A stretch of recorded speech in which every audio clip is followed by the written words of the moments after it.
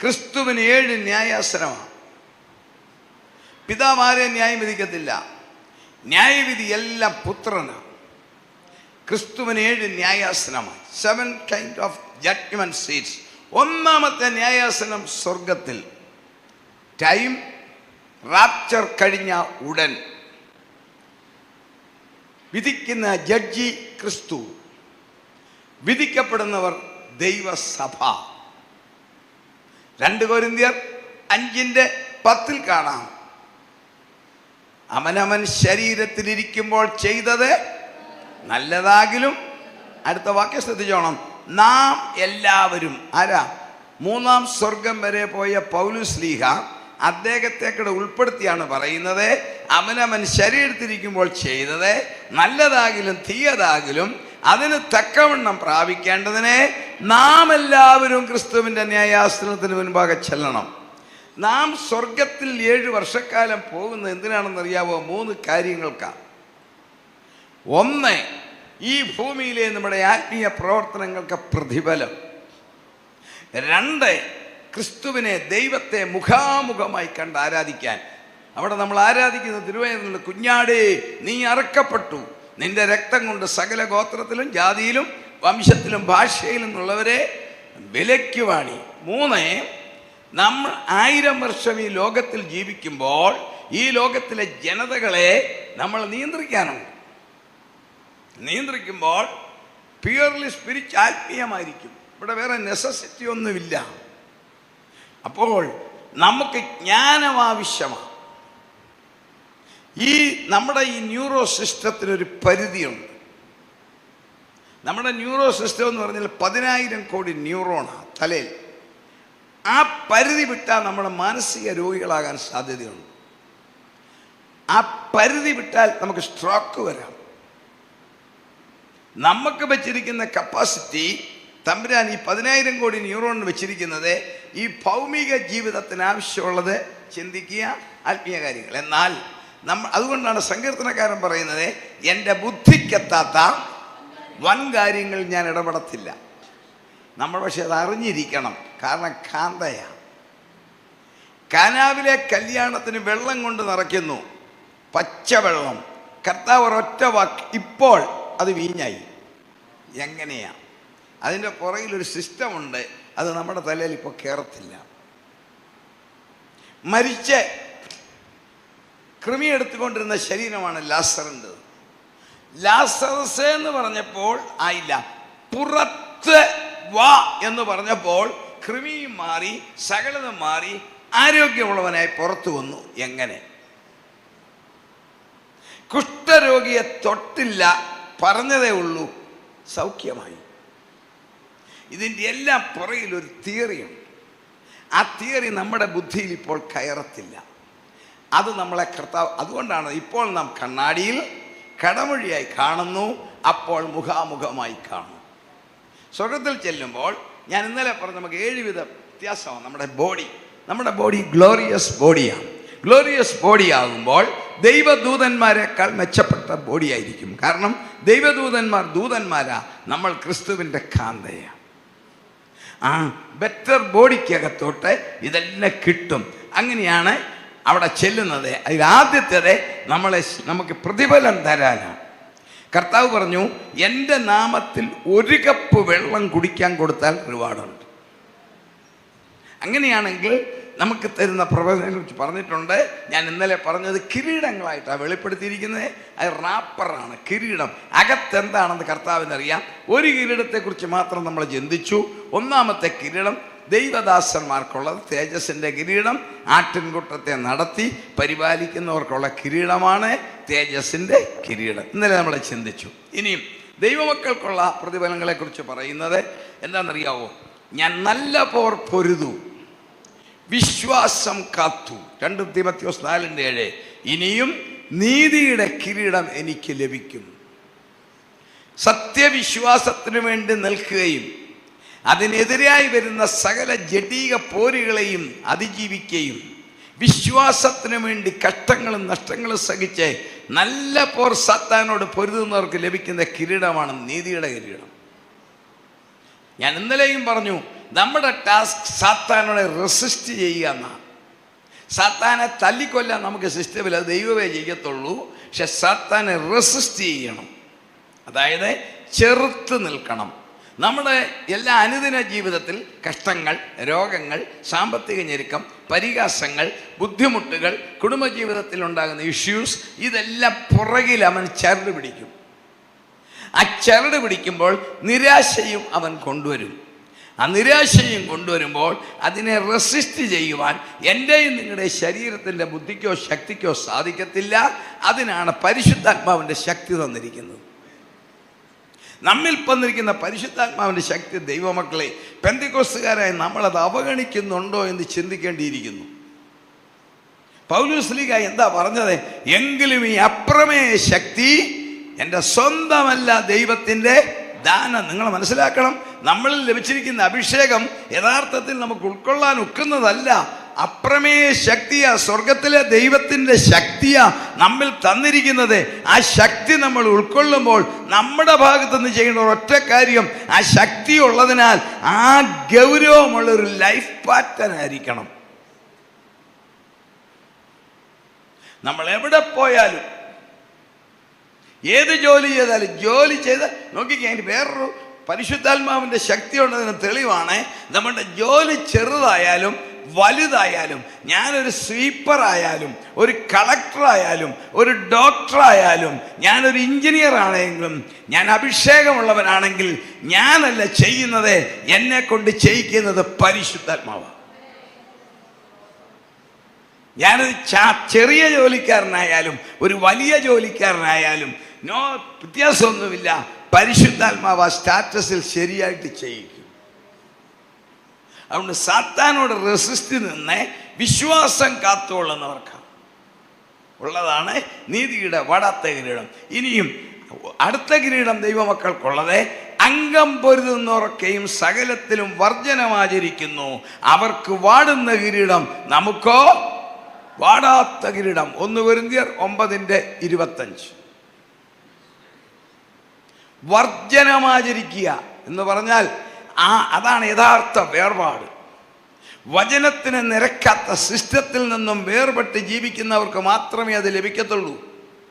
ലോകത്തിൻ്റെ മോഹങ്ങളിൽ ഓടി നടന്നിട്ട് ചോദിച്ചാൽ കിട്ടത്തില്ല. ലോകത്തിൽ നമ്മൾ മാന്യമായിട്ട് ജീവിക്കാം, നല്ല വീട് പണിയാം, നല്ല കാറിൽ യാത്ര ചെയ്യാം, നല്ല വസ്ത്രം ധരിക്കാം, നല്ല ഭക്ഷണം കഴിക്കാം, ഇതെല്ലാം ചെയ്യാം. പക്ഷേ യാതൊന്നും ക്രിസ്തുവിനോടുള്ള സ്നേഹത്തെക്കാൾ കൂടുതലാകരുത്. ക്രിസ്തുവിൻ്റെ സ്നേഹത്തിൽ നിന്ന് തന്നെ ആർ വേർപിരിക്കും? നമുക്ക് നല്ല വീട്ടിൽ താമസിക്കാം, കാലഘട്ടത്തിനനുസരിച്ച് നല്ല വാഹനത്തിൽ യാത്ര ചെയ്യാം, നല്ല ഭക്ഷണം കഴിക്കാം, നല്ല വസ്ത്രം ധരിക്കാം, എല്ലാ സൗകര്യങ്ങളും. പക്ഷേ ഒരു കാര്യം ഓർത്തോണം, ഒന്നും ക്രിസ്തുവിനോടുള്ള സ്നേഹത്തേക്കാൾ കൂടുതലാകരുത്. അതാണ് വർജനം. ആ വർജനം ആചരിക്കുന്നവർക്ക് കിട്ടും. അടുത്തത്, പരീക്ഷ സഹിക്കുന്ന മനുഷ്യൻ ഭാഗ്യവാൻ, ജീവകിരീടം. യാക്കോബ് 1:12. പല വിധത്തിലുള്ള പരീക്ഷ നമുക്ക് വരും വിശ്വാസ ജീവിതത്തിൽ. അതെ, ആത്മീയം വരും, ശാരീരികം വരും, ഭൗമികം വരും. രോഗങ്ങളിട്ട് പരീക്ഷിക്കും. രോഗങ്ങൾ ഞാൻ പറഞ്ഞല്ലോ, 8-10 കാരണങ്ങളല്ല രോഗം വരുന്നത്. അല്ല, ഒരു കാരണം കൊണ്ടല്ല. ഇന്ന് ഈ ലോകം അന്ത്യകാലമാകിയാൽ സകല രോഗങ്ങളും ഒന്നിച്ച് പെരുന്നാൾ നടത്തുന്ന കാലമാണ്. രോഗങ്ങളുടെ പെരുന്നാളായിന്ന്. അപ്പോൾ ആ ലോകത്തിൽ നമ്മൾ ജീവിക്കുന്നു. രോഗം വരാൻ പ്രധാന കാരണം നമ്മൾ കഴിക്കുന്ന ഭക്ഷണങ്ങളെല്ലാം തന്നെ വിഷമയമാണ്. നമ്മളത് അറിയുന്നില്ലെന്നേ ഉള്ളൂ.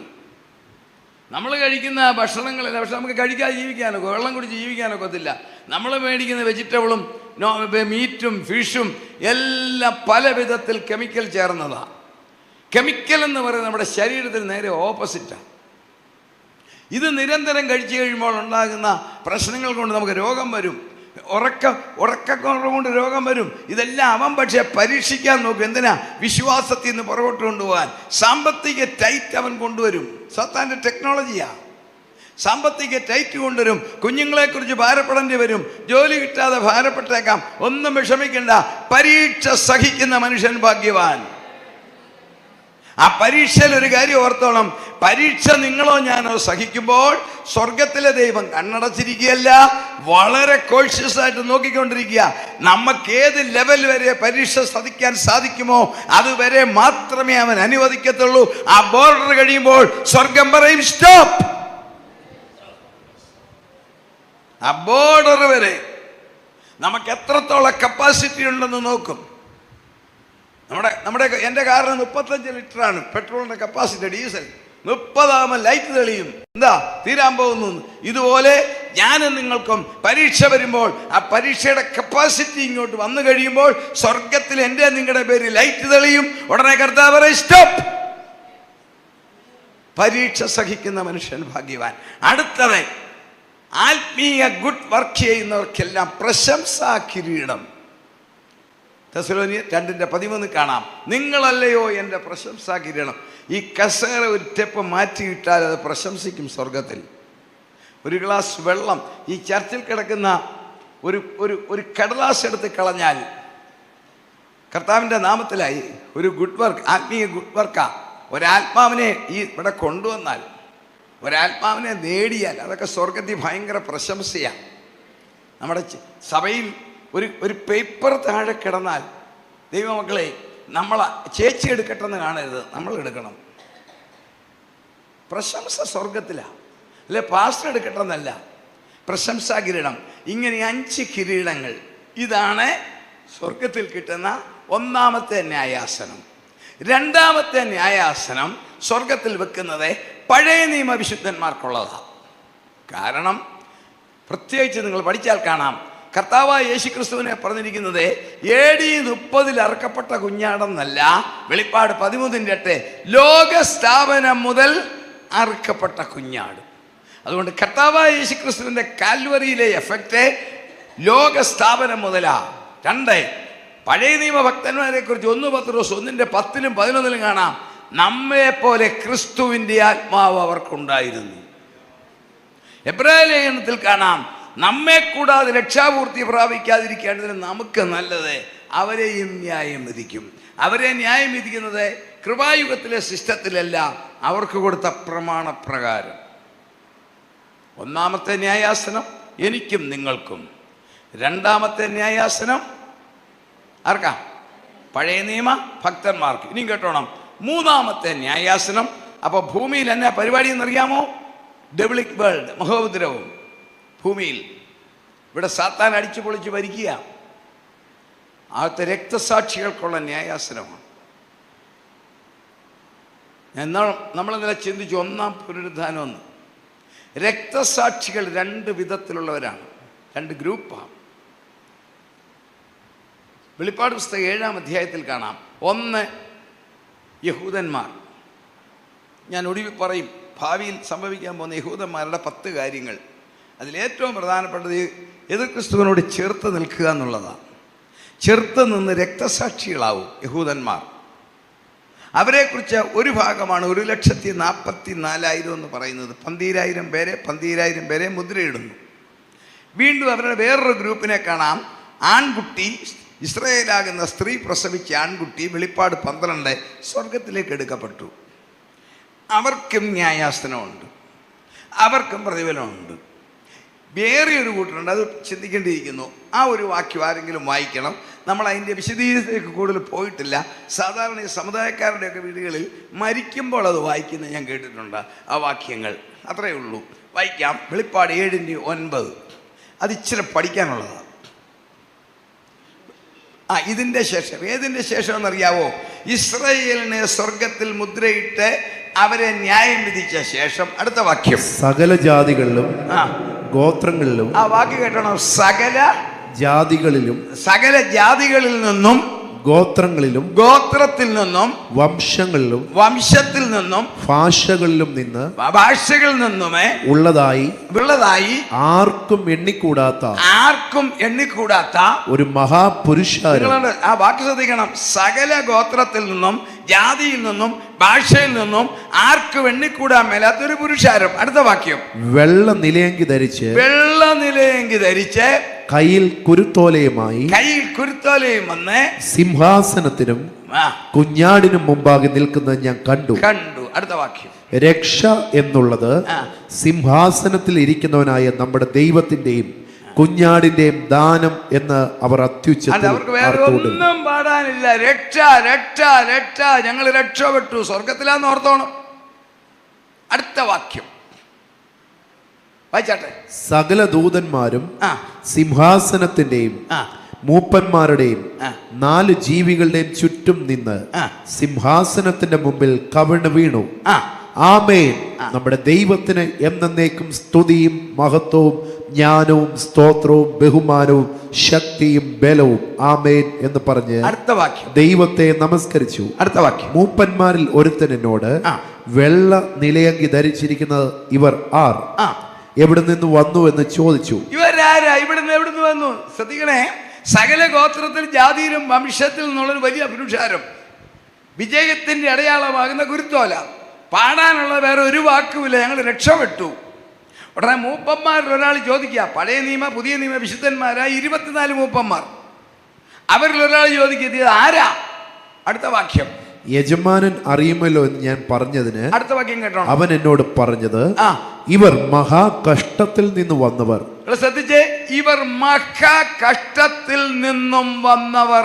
എവിടെയാ മഹാകഷ്ടം? സംഭവം സ്വർഗത്തിലാ. ഇവർ മഹാകഷ്ടത്തിൽ നിന്നും വന്നവർ. എവിടെയാ മഹാകഷ്ടം നടക്കുന്നത്? പറഞ്ഞാട്ടെ. Yes, correct. കണ്ടോ? അപ്പൊ ഇവര് ഭൂമിയിൽ നിന്ന് വന്നവരാ. അടുത്ത വാക്യവും, കുഞ്ഞാടിന്റെ രക്തത്തിൽ തങ്ങളുടെ അങ്കി അലക്കി വെളുപ്പിച്ചിരിക്കുന്നു. അതുകൊണ്ട് അവർ ദൈവത്തിന്റെ സിംഹാസനത്തിന് മുമ്പിൽ ഇരുന്ന് അവന്റെ ആലയത്തിൽ രാപ്പകൽ അവനെ ആരാധിക്കുന്നു. പരിശുദ്ധാത്മാവ് തന്നിരിക്കുന്ന ശക്തിയിലും ബുദ്ധിയിലും ചിന്തിച്ചാൽ ഇത് മനസ്സിലാകും. പൊതുലോകത്തിന് ഇത് മനസ്സിലാകത്തില്ല, ദൈവമക്കൾക്ക് പിടികിട്ടത്തുള്ളൂ. കുഞ്ഞാടിന്റെ രക്തത്തിൽ തങ്ങളുടെ അങ്കി അലക്കി വെളുപ്പിച്ചവർ. സംഭവം നടക്കുന്നത് പൈശാചിക ലോകം ഭൂമിയിൽ നടക്കൊള്ളുമ്പോൾ മഹോപദ്രവത്തിൽ, റാപ്ചർ കഴിഞ്ഞ് സ്വർഗത്തിൽ. ഈ വന്നവർ സ്വർഗത്തിൽ ഭൂമിയിൽ നിന്നും വന്നവർ, മഹോപദ്രവത്തിൽ നിന്നും. അടുത്ത വാക്യം, കുഞ്ഞാടിന്റെ രക്തത്തിൽ തങ്ങളുടെ അങ്കി അലക്കി വെളുപ്പിച്ചവർ. യേശുക്രിസ്തുവിന്റെ രക്തത്തിൽ കൂടി സൗജന്യമായി പാപക്ഷമയും വിടുതലും കൊടുക്കുവാൻ സ്വർഗം വെച്ചിരിക്കുന്ന ഒടുവിലത്തെ സമയം എപ്പോഴാ? നിങ്ങൾ പറയണം. കർത്താവിന്റെ രക്തത്തിൽ കൂടി ഇന്ന് സൗജന്യ രക്ഷയാ. ആ രക്ഷയുടെ അവസാനത്തെ സമയം എപ്പോഴാ എന്ന് പറഞ്ഞേ? എന്തോ തെറ്റിച്ചാലും കുഴപ്പമൊന്നുമില്ല, കാരണം നമ്മൾ ആരും വലിയ ജ്ഞാനികളൊന്നുമല്ല. തെറ്റുപറ്റാം, തിയററ്റിക്കലി പറയണം. നോക്കിക്കേ, വണ്ടി ട്രെയിൻ പുറപ്പെടാൻ 6:30 ടൈം ഉണ്ടെങ്കിൽ 6:30 കഴിഞ്ഞാൽ ട്രെയിൻ പോയി. ഇതുപോലെ ഇത് കൃപായുഗമാണ്. നമ്മൾ പറയും സുപ്രസാദ കാലം, രക്ഷാദിനം. യേശുക്രിസ്തുവിന്റെ രക്തത്തിൽ കൂടി ഏത് പാപിക്കും രക്ഷപ്പെടാൻ സ്വർഗം വെച്ചിരിക്കുന്ന ഒടുവിലത്തെ ദിവസം ഏതാ? കേൾക്കാൻ മേല. ലാസ്റ്റ് ടൈം പറ. Yes, correct. കർത്താവിന്റെ കാഹളം വരെ സമയമുള്ളൂ. കർത്താവിന്റെ ഗംഭീരനാഥം, പ്രധാന ശബ്ദം, ദൈവത്തിന്റെ കാഹളത്തിൽ റാപ്ചർ നടക്കുന്നു. ആ റാപ്ചർ നടന്നു കഴിയുമ്പോൾ കൃപായുഗം തീർന്നു. അപ്പോൾ കൃപായുഗത്തിൽ മാത്രമേ ക്രിസ്തുവിന്റെ രക്തത്തിൽ കൂടി വീണ്ടെടുക്കാൻ സാധിക്കത്തുള്ളൂ. ഇവരെ കുറിച്ച് പറയുന്നു, കുഞ്ഞാടിന്റെ രക്തത്തിൽ അങ്കി അലക്കി വെളുപ്പിച്ചവരാ. അപ്പോൾ ഇവർ എപ്പം രക്ഷിക്കപ്പെട്ടവരാ? നിങ്ങൾ എന്നോട് നിങ്ങളെ മനസ്സിലാക്കാൻ പറയുന്ന ചോദിക്കുന്ന എപ്പോഴാ? ഇവർ കൃപായുഗത്തിൽ രക്ഷിക്കപ്പെട്ടവരാ. പക്ഷേ കർത്താവിന്റെ വരവിൽ എടുക്കപ്പെട്ട പഴയ നിയമ പുതിയ നിയമ വിശുദ്ധന്മാരുടെ നമ്മുടെ കൂട്ടത്തിൽ ഇവനില്ല. നമ്മുടെ കൂട്ടത്തിൽ ഇവനില്ല. പണ്ടൊരു അച്ചായൻ ഞങ്ങളുടെ കോട്ടയത്ത് റെയിൽവേ സ്റ്റേഷനിൽ നിന്നു. എല്ലാവരും ഉണ്ട്, മക്കളും എല്ലാം ഉണ്ട്. ഇങ്ങനെ പിള്ളേരെല്ലാം നിൽക്കുക. ട്രെയിൻ വന്നപ്പോൾ അച്ചായൻ ചായ കുടിക്കാൻ പോയി. ട്രെയിൻ അങ്ങ് പോയി, എക്സ്പ്രസ്സാ. അച്ചായൻ സ്റ്റേഷനിലും പിള്ളേർ ട്രെയിനിലും. എന്ന് പറഞ്ഞതുപോലെ കൃപായുഗത്തിൽ രക്ഷിക്കപ്പെട്ടവരായി ഇവർ. പക്ഷെ അവർ റാപ്ചറിൽ എടുക്കപ്പെട്ടില്ല. കാരണം റാപ്ചറിൽ അവർ കൈവിടപ്പെട്ടു പോയത് അവരുടെ യോഗ്യത അവർ നഷ്ടപ്പെടുത്തി. ജോൺ സാറിൻ്റെ ഭാഷയിൽ പിന്മാറ്റക്കാർ. ഇവരാരാ? പിന്മാറ്റക്കാരാ. നിങ്ങൾ ശ്രദ്ധിച്ചോണം, ഇവർ പിന്മാറ്റക്കാരാ. കർത്താവിൻ്റെ രക്തത്തിൽ കൂടിയൊക്കെ വീണ്ടെടുക്കപ്പെട്ട് ദൈവമക്കളോട് ചേർന്ന് ആരാധിച്ചവരോ, അല്ലെങ്കിൽ ഏതെങ്കിലും ഒരു ക്രൈസ്തവ സഭയെ സജീവമായിട്ട് ഇരുന്നവരോ, ഏതെങ്കിലും ലൗകിക കാരണത്താലോ ജഡീക മോഹത്താലോ സഭകളിൽ പൊളിറ്റിക്സ് കളിച്ചോ ദൈവദാസന്മാർക്കെതിരെ വിരൽ ചൂണ്ടിയോ കൃപ നഷ്ടപ്പെട്ടു. ഇതെല്ലാം കൃപ നഷ്ടപ്പെടുന്ന കാര്യങ്ങളാണ്. സഭയിൽ പ്രശ്നങ്ങൾ ഉണ്ടാക്കുക, സഭയിൽ പൊളിറ്റിക്സ് കളിക്കുക, ദൈവദാസന്മാർക്ക് നേരെ വിരൽ ചൂണ്ടുക, അവർക്കെതിരെ സത്യാഗ്രഹം നടത്തുക, ഇതെല്ലാം കൃപ പോകും. ഇതെല്ലാം കൃപ പോകുന്ന കാര്യമാണ്. ദൈവമക്കളെ, ഞാനത് പറയുന്നത് ഒരു പിതാവിൻ്റെ നിലയിൽ നിന്നുകൊണ്ടാണ് നിങ്ങളോട് ഞാനിത് പറയുന്നത്. വചനം പഠിച്ചാൽ കാണാം. പഴയ നിയമം മുഴുവൻ നിങ്ങൾ പഠിച്ചു നോക്കിയൊക്കെ കാണാം. നമ്മളെ ആക്കിയിരിക്കുന്ന ദൈവദാസന്മാർ കണക്ക് ബോധിപ്പിക്കാനുള്ളവരാണ്. അവർ നമ്മുടെ നേതൃത്വങ്ങൾ നമ്മളെ ആക്കിയിരിക്കുന്നു. അവർ തെറ്റ് ചെയ്താൽ അടി കർത്താവ് കൊടുക്കും, നമ്മൾ കൊടുക്കണ്ട. 98 വയസ്സുണ്ടായിരുന്നു ഏലിക്ക്. അടി കർത്താവാണ് കൊടുത്തത്. മക്കളെ ചൊവ്വ വളർത്താഞ്ഞതിന് അറിയാവോ? പെടലി ഓടി ഞാൻ മരിച്ചത്, അല്ലാതെ വേറെ ആരുമല്ല. അപ്പം ഈ നടത്തുന്ന നേതൃത്വങ്ങൾ തെറ്റ് ചെയ്താൽ കർത്താവ് അടിച്ചോളും. നമ്മളതിന് സമരത്തിനും മുദ്രാവാക്യത്തിനും സത്യാഗ്രഹത്തിനും ഒക്കെ പോയാൽ കൃപ പോകും.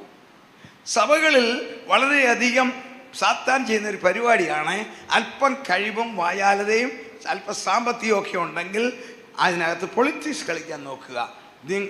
ഞാൻ നിങ്ങളെ അല്ല പറയുന്നത്, ജനറലി പറയുക, അത് കൃപ നഷ്ടപ്പെടും. നമ്മുടെ വിളിയും തെരഞ്ഞെടുപ്പും പൊളിറ്റിക്സ് കളിക്കാനല്ല, ദൈവത്തെ ആരാധിക്കാനാണ്. അത് ശ്രദ്ധിച്ച് നിങ്ങൾ കേൾക്കണം. നമ്മുടെ വിളിയും തിരഞ്ഞെടുപ്പും നമുക്ക് പൊളിറ്റിക്സ് കളിക്കാനല്ല, നാം ആരാധിക്കാൻ വന്നവരാ. വിവിധ പ്രത്യേക സാഹചര്യങ്ങളിൽ നിന്ന് രക്ഷിക്കപ്പെട്ട് വന്നവരാണെങ്കിൽ സ്വർഗം നമ്മളെക്കുറിച്ച് നോക്കുമ്പോൾ പ്രശംസിക്കാനേ കാണാവുള്ളൂ. ഇവർ ഈ ഒരു വലിയ കൂട്ടർ പിന്മാറിപ്പോവും. 1, സഭകളിൽ അനാത്മീയത കാണിച്ച്. 2, ലോകമോഹങ്ങളുടെ പുറകെ പോവും. ലോകമോഹങ്ങളുടെ പുറകെ അല്പം സാമ്പത്തികമൊക്കെ ആയി കഴിയുമ്പം ആരാധന പതുക്കെയാവും. ദൈവം തമ്പുരാൻ അനുഗ്രഹിക്കും. അനുഗ്രഹിച്ചു കഴിഞ്ഞാൽ അനുഗ്രഹത്തെ നോക്കരുത്, അനുഗ്രഹം തന്ന ദൈവത്തെ നോക്കണം. ഇന്ത്യൻ പെന്തക്കോസ്റ്റൽ ദൈവസഭയിൽ ഒരു പാസ്റ്റർ, അദ്ദേഹത്തിൻ്റെ ഒരു അനുഭവം എന്നോട് പറഞ്ഞു. പാസ്റ്ററുടെ പേര് സ്ഥലമൊന്നും ഞാൻ പറയത്തില്ല. ആ പാസ്റ്റർ ഇന്നും ഉണ്ട്. അദ്ദേഹത്തെ ഇന്ത്യ IPCയിൽ ഒരു സഭയിലെ ശുശ്രൂഷകനായിരുന്നു. ഇവിടെയല്ല, നിങ്ങളുടെ ഈ ഭാഗത്തൊന്നുമല്ല, ഞങ്ങളുടെ കോട്ടയത്തിന് വടക്കാം. അപ്പോൾ എന്നോട് പറഞ്ഞ ചായ, ഒരമ്മച്ചിയുണ്ട്, വിധവയാണ്, ആരും സഹായിക്കാനില്ല, കാര്യമായിട്ടൊന്നുമില്ല. ഗവൺമെൻറ് 500-800 രൂപ പെൻഷൻ കൊടുക്കും, ഇതും കൊണ്ട് അവർ കഴിയുന്നത്. അപ്പോൾ ഞാൻ ഈ സഹോദരി വിധവ അമ്മച്ചിയാണ്, പ്രായമുണ്ട്. എല്ലാ ഞായറാഴ്ചയും രാവിലെ വന്ന് ഈ സഹോദരിയാണ് ചർച്ചിലെ മുറ്റത്തൊരു പ്ലാവുണ്ടായ ഇലയെല്ലാം ഉണ്ട്, പ്ലാവിലെ എല്ലാം തൂത്ത് മാറ്റും ആരാധനയ്ക്ക് മുമ്പ്. ഇന്നത്തെ ഇതൊന്നുമല്ല, പായ, കസേരയില്ല, പാവിരിക്കും, ഇതെല്ലാം അമ്മച്ചിയാണ്. ഞാൻ ആരും അറിയാതെ, എനിക്ക് തുച്ഛമായ വരുമാനമേ ഉള്ളൂ. എനിക്ക് കിട്ടുന്ന ദശാംശത്തിലൊരു ചെറിയ തുക ഞാൻ എൻ്റെ ഭാര്യയുടെ കൊടുത്ത് ഞാൻ സഹോദരിക്ക് കൊടുക്കും, ആരും അറിയാതെ കഴിയട്ടെന്നുള്ളൂ. കുറച്ച് കഴിഞ്ഞപ്പോൾ ഞാൻ ചിന്തിച്ച് അടുത്ത വർഷം എനിക്ക് ട്രാൻസ്ഫറാണ്. ഞാൻ പോയി കഴിഞ്ഞാൽ വരുന്ന ദൈവദാസൻ ഇത് ചെയ്യണമെന്നില്ല. അതുകൊണ്ട് ഞാൻ ആലോചിച്ചു, കർത്താവിനോടൊന്ന് പ്രാർത്ഥിക്കുക, കർത്താവേ ഈ അമ്മച്ചിക്ക് ഒരു വഴി തുറക്കണം. ആ അമ്മച്ചിയെ വിളിച്ച് ദൈവദാസൻ പറഞ്ഞു, ഞാനൊരു അമ്മച്ചിക്ക് വേണ്ടി പ്രാർത്ഥിക്കാൻ പോവുക, അമ്മച്ചിക്ക് ഒരു വാതിൽ സ്വർഗം തുറക്കണം. അമ്മച്ചി വിശ്വാസത്തോടെ ഇരിക്കാൻ പറഞ്ഞു. നിങ്ങൾ കേട്ടോളാം ദൈവദാസൻ്റെ പ്രാർത്ഥനയുടെ ശക്തി. അദ്ദേഹം സത്യത്തിൽ അമ്മച്ചിക്ക് വേണ്ടി എന്നോട് പറഞ്ഞു. ഞാൻ ഉപവാസം എടുത്ത് പ്രാർത്ഥിച്ചു. എത്ര ദിവസം ഞാൻ ഓർക്കുന്നില്ല. ഈ കടലാസ് കത്രികയ്ക്ക് വെട്ടുന്നതല്ല, പഞ്ചായത്ത് ഒരു തീരുമാനം എടുത്തു, വിധവമാർക്ക് ഓരോ ജേഴ്സി പശുവിനെ മേടിച്ചു കൊടുക്കാൻ. വിധവയാണെന്ന് തെളിയിച്ച സർട്ടിഫിക്കറ്റ് മാത്രം മതി. നോക്കിക്കേ, ഈ സഹോദരി വിധവയാണെന്ന് തെളിയിക്കുന്ന സർട്ടിഫിക്കറ്റ് പാസ്റ്റർ കൊടുത്തു. നല്ല ചുവന്ന ഒരു ജേഴ്സി പശുവിനെ കിട്ടിയെന്ന് പറഞ്ഞു. ഈ ദൈവദാസനെ വിളിച്ചാണ് അതിൻ്റെ കയറ് പ്രാർത്ഥിച്ച് കൂട്ടിക്കെട്ടി. പിറ്റേ ആഴ്ചയിൽ അമ്മച്ചി സഭയിൽ വന്ന് ശക്തമായ സാക്ഷ്യം പറഞ്ഞ് ദൈവത്തെ സ്തുതിച്ച് സങ്കീർത്തനത്തിൽ ഒരു വാക്യവും വായിച്ചു. എല്ലാവർക്കും സന്തോഷം.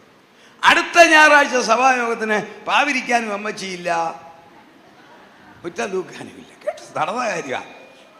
ഉടനെ കുറച്ച് കഴിഞ്ഞ് അമ്മച്ചി കയറി വന്നു. വന്നപ്പം അമ്മച്ചി പറഞ്ഞു, അതെ ഡോക്ടർ പരിശോധിക്കാൻ വരുമെന്ന് പറഞ്ഞാൽ ഇനി ഞാൻ നിന്നതാ എന്ന് പറഞ്ഞു. പിറ്റേ ആഴ്ചയിലും അമ്മച്ചിയില്ല. അമ്മച്ചി അന്ന് വന്നേ ഇല്ല. ഉടനെ പാസ്റ്റർ അന്വേഷിച്ചാൽ പറഞ്ഞു, ഈ KRന്റെ ഫീഡ് ഇങ്ങനെയുള്ളവർക്ക് ഫ്രീ ആയിട്ടുണ്ട് ബ്ലോക്കിൽ നിന്ന്, അത് അവിടെ പോയി മേടിക്കണം, അത് മേടിക്കാൻ ക്യൂ നിന്ന് സവായവും തീർന്നു പോയെന്ന് പറഞ്ഞു. കേട്ടോണം, 3-ാം ഞായറാഴ്ച അമ്മച്ചിയില്ല. ഉടനെ ഈ പാസ്റ്റർ മെനക്കെട്ട് അവിടെ ചെന്നെന്ന് പറഞ്ഞത് അറിയാൻ. ഉടനെ പറഞ്ഞത് ഡോക്ടർ വരുമെന്ന് പറഞ്ഞ് പശുവിനെ പരിശോധിക്കാൻ വേണ്ടി ഞാൻ വന്നില്ല. ഈ ദൈവദാസൻ ചെയ്ത പരിപാടി കേൾക്കണം. അങ്ങനെയാണ് ദൈവദാസന്മാരുടെ എടുക്കുക.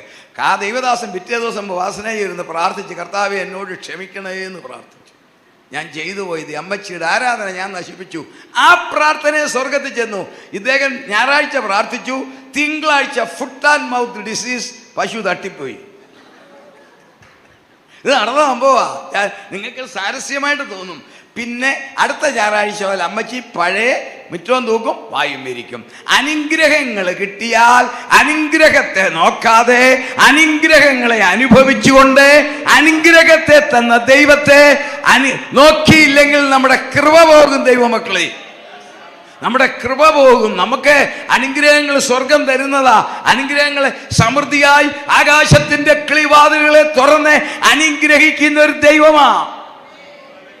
ആ ദൈവം നമ്മളെയും നമ്മുടെ കുഞ്ഞുങ്ങളെയും അനുഗ്രഹിക്കും. ആത്മീയത്തിൽ അനുഗ്രഹിക്കും, സമ്പത്തിൽ അനുഗ്രഹിക്കും, എല്ലാവിധത്തിലും അനുഗ്രഹിക്കും. പക്ഷേ ആത്മീയം 1 ഇഞ്ച് കുറഞ്ഞാൽ സ്വർഗത്തിൽ പിൻമാറ്റമാകും. ക്രൈസ്തവ കോളത്തിൽ എല്ലാ ക്രൈസ്തവ വിഭാഗത്തിലും കാണാം പിന്മാറ്റക്കാർ. അവർ മഹോപദ്രവത്തിൽ കുടുങ്ങും. അവർ വചനം പഠിച്ചവരാ. അപ്പോൾ പുറകെ നമ്മൾ ചിന്തിക്കും, സാത്താൻ്റെ ഭരണപരിഷ്കാരം, നെറ്റിയിലെങ്കിലും അടിപ്പിക്കുന്ന, അവനെ നമസ്കരിക്കുക, ഇതെല്ലാം വരുമ്പോൾ ഓർമ്മ വരും. അപ്പം മനസ്സിലായി, എല്ലാം എടുക്കപ്പെട്ടു, പിശാചാ ഭരിക്കുന്നത്, കുടുങ്ങിപ്പോയി, ഇനി സൂക്ഷിച്ചില്ലെങ്കിൽ നിത്യദണ്ഡനം കിട്ടുമെന്നറിയാം. അവരും അതികഠിനമായ പീഡയിൽ കൂടി വരും. അതുകൊണ്ടാണ് ചോദിക്കുന്നത്, ഇവരെവിടെ നിന്ന് വരുന്നു? മഹാകഷ്ടത്തിൽ നിന്നും വന്നവർ. കുഞ്ഞാടിൻ്റെ അങ്കി അലക്കി വെളുപ്പിച്ചവരെ. ഇനി അവർക്ക് കിട്ടാൻ പോകുന്ന പ്രതിഫലത്തിലായിരിക്കും സങ്കടം. ഒന്ന് വായിക്കാം, ആ വാക്യം തുടർന്ന് വായിച്ചാട്ടെ. ഇവർ മഹാകഷ്ടത്തിൽ നിന്ന് വന്നവർ കുഞ്ഞാടിന്റെ രക്തത്തിൽ തങ്ങളുടെ അങ്കി അലക്കി വെളുപ്പിച്ചിരിക്കുന്നു. അതുകൊണ്ട് അവർ ദൈവത്തിന്റെ സിംഹാസനത്തിന് മുമ്പിൽ ഇരുന്ന് അവന്റെ ആലയത്തിൽ രാപ്പകൽ അവനെ ആരാധിക്കുന്നു. അതൊക്കെ നമ്മളോടൊപ്പം ആരാധിക്കും. അടുത്തത് കേട്ടോണം. സിംഹാസനത്തിൽ ഇരിക്കുന്നവൻ അവർക്ക് കൂടാരം ആയിരിക്കും. ഇനി അവർക്ക് വിശക്കയില്ല, അവർക്ക് വിശക്കത്തില്ല, ദാഹിക്കത്തില്ല, വെയിലും യാതൊരു ചൂടും അവർ മേൽ തട്ടുകയുമില്ല. അടുത്തതോ? സിംഹാസനത്തിന്റെ മധ്യേ ഉള്ള കുഞ്ഞാട് അവരെ മേയിച്ച് ജീവജലത്തിന്റെ ഉറവുകളിലേക്ക് നടത്തുകയും. ദൈവമക്കളെ, പരിശുദ്ധാത്മാവിൽ പഠിച്ചാലേ മനസ്സിലാകത്തുള്ളൂ. ഇവർക്ക് സ്വർഗത്തിൽ കിട്ടാൻ പോകുന്ന സ്റ്റാറ്റസ് എന്താന്നാ. എനിക്കും നിങ്ങൾക്ക് സ്വർഗത്തിൽ കിട്ടുന്ന സ്റ്റാറ്റസ് കുഞ്ഞാടിന്റെ കാന്ത. ഇവർക്ക് ഇത് കിട്ടേണ്ടതാ, അത് കിട്ടുന്നില്ല. ഇവർക്ക് കിട്ടുന്നത് ഇടയനും ആടും തമ്മിലുള്ള സ്റ്റാറ്റസ് കേട്ടോ. കുഞ്ഞാട് അവരെ മേയിച്ച് നടത്തുമെന്ന്. ഇവരെ നമ്മളെപ്പോലെ ക്രിസ്തുവിൻ്റെ കാന്തയായി ശോഭിക്കേണ്ടിയവരാ. പക്ഷെ അവരവിടെ വരുന്ന ഈ വിധത്തില. അവർക്കൊരു ന്യായാസനമുണ്ട് പ്രതിഫലം കൊടുക്കാൻ. അടുത്ത നോക്കിക്കേ, ഒന്നാമത്തെ ന്യായാസനം സ്വർഗത്തിൽ എനിക്കും നിങ്ങൾക്കും. രണ്ടാമത്തെ പഴയ നിയമ വിശുദ്ധന്മാർക്ക്. മൂന്നാമത്തെ ന്യായാസനം മഹോപദ്രവ രക്തസാക്ഷികളാണ്, ഈ പറഞ്ഞ കൂട്ടരും. നാലാമത്തെ ന്യായാസനമായി ഇന്നലെ നമ്മൾ ചിന്തിച്ചത് ഭൂമിയിലാണ്. ഇന്നലെ നമ്മൾ ചിന്തിച്ചു മഹോപദ്രവത്തിൽ യേശുക്രിസ്തുവിനെ എതിരായി നിന്ന് ഇസ്രായേലിനെ സഹായിച്ചവർക്കുള്ള ആണ്. അഞ്ചാമത്തെ ന്യായാസനം മഹോപദ്രവ സമയത്ത് ഇസ്രായേലിനെ മരുഭൂമിയിൽ വെച്ച് ന്യായം വിധിക്കും. അന്ന് അവർ എങ്ങനെ ഡീൽ ചെയ്തെന്ന് വായിക്കാം. അത് യെഹെസ്കേൽ 20:35 യെഹെസ്കേൽ 20:35. ആറാമത്തെ ന്യായാസനം പറയാനാണ് ഞാൻ ഇത്രയും കൊണ്ടുവരുന്നത്. യെഹെസ്കേൽ 20:35. ഞാൻ നിങ്ങളെ ജാതികളുടെ മരുഭൂമിയിലേക്ക് കൊണ്ടുചെന്ന് അവിടെ വെച്ച് മുഖാമുഖമായി വ്യവഹരിക്കും. ഞാൻ നിങ്ങളെ വ്യവഹരിക്കും. ഇസ്രായേലിനെയാ അവരെ ഏത് തരത്തിൽ ഡീൽ ചെയ്തു നോക്കിക്കോണം. ആറാമത്തെ ന്യായാസനമാണ് ഭക്തിയോടും ഭയത്തോടും നമ്മൾ കേൾക്കണം. ദൈവമക്കളെ, എന്താണ് ഈ 6ാമത്തെ ന്യായാസനം? 1 കൊരിന്ത്യർ 6-ാം അധ്യായം 1-ാം വാക്യം വായിക്കാം. 1 മുതൽ വായിക്കാം. നിങ്ങളിൽ ഒരുത്തന് മറ്റൊരുത്തനോട് ഒരു കാര്യമുണ്ടെങ്കിൽ വിശുദ്ധന്മാരുടെ മുമ്പാകെയല്ല അഭക്തരുടെ മുമ്പിൽ വ്യവഹാരത്തിന് പോകുവാൻ തുനിയുന്നുവോ? അടുത്ത വാക്യം. വിശുദ്ധന്മാർ ലോകത്തെ വിധിക്കുമെന്ന് അറിയുന്നില്ലയോ? അടുത്തത്. ലോകത്തെ നിങ്ങൾ വിധിക്കുമെങ്കിൽ ഏറ്റവും ചെറിയ സംഗതികളെ വിധിപ്പാൻ നിങ്ങൾ അയോഗ്യരോ? അടുത്ത വാക്യം. നാം ദൂതന്മാരെ വിധിക്കുമെന്ന് നിങ്ങൾ അറിയുന്നില്ലയോ? ആ വാക്യം അടിവരെ ഇട്ടോ ദൈവമക്കളെ. ഇവിടെ ഇരിക്കുന്ന എനിക്കും നിങ്ങൾക്ക് സ്വർഗത്തിൽ കൊണ്ടുപോകുന്നതിന്റെ മറ്റൊരു കാര്യമുണ്ട്. കുഞ്ഞാടിന്റെ കാന്ത എന്ന പദവിയിൽ നമുക്കൊരു സ്റ്റാറ്റസ് തരിക. 6ാമത്തെ ന്യായാസനം ലൂസിഫറിന്റെ കൂടെ വീണുപോയ ദൂതന്മാരെ ന്യായം വിധിക്കണം. 2 പത്രോസ് 2 കാണാം, പാപം ചെയ്ത ദൂതന്മാർ, ലൂസിഫറിന്റെ കൂടെ പാപം ചെയ്ത ദൂതന്മാരെ ദൈവം ആദരിക്കാതെ അന്ധതമസിന്റെ ചങ്ങലയിട്ട് അഗാധ കൂപത്തിൽ ഉണ്ട്. അതുങ്ങളെ എല്ലാം വെളിയിൽ കൊണ്ടുവരും. ആ ദൂതന്മാരെ ന്യായം വിധിക്കാനുള്ളവരായി ഈ ഇരിക്കുന്ന നിങ്ങളും ഞാനും നിങ്ങളും തേജസ്സിൽ മനോഹരമായ ഒരു ന്യായാസനത്തിൽ ഇരുന്ന് വീണുപോയ ദൂതന്മാരെ ന്യായം വിധിക്കണം. ആ വീണുപോയ ദൂതന്മാരെ ന്യായം വിധിക്കാനുള്ള നോളജ് കിട്ടാനാണ് സ്വർഗത്തിൽ നമ്മളെ കൊണ്ടുപോകുന്നത്. നമ്മുടെ ശരീരം ഗ്ലോറിയസ് ബോഡിയായി കഴിയുമ്പോൾ ആ നോളജ് നമുക്ക് കിട്ടും. നാം അവരെ ന്യായം വിധിക്കാനുള്ളവരാണെങ്കിൽ, കിഴക്കേ വീട്ടിലെ ചാക്കോച്ചന്റെ പ്ലാവല ഇപ്പുറത്ത് വീണെന്ന് പറഞ്ഞ് കേസിന് പോയിട്ടുണ്ടെങ്കിൽ ഈ ന്യായാസനം നമുക്ക് കിട്ടുമോ?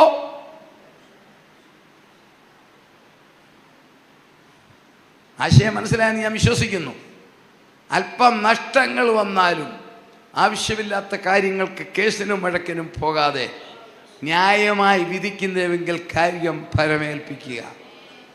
ഭൗമികമായ നഷ്ടമോ അല്ലെങ്കിൽ പോരായ്മയോ വന്നെന്ന് വിചാരിച്ചാലും തോറ്റെന്ന് വിചാരിക്കേണ്ട. തോക്കുകയല്ല, നമ്മൾ സ്വർഗത്തിൽ ജയിക്കും. അതാണ് 6ാമത്തെ ന്യായാസനം.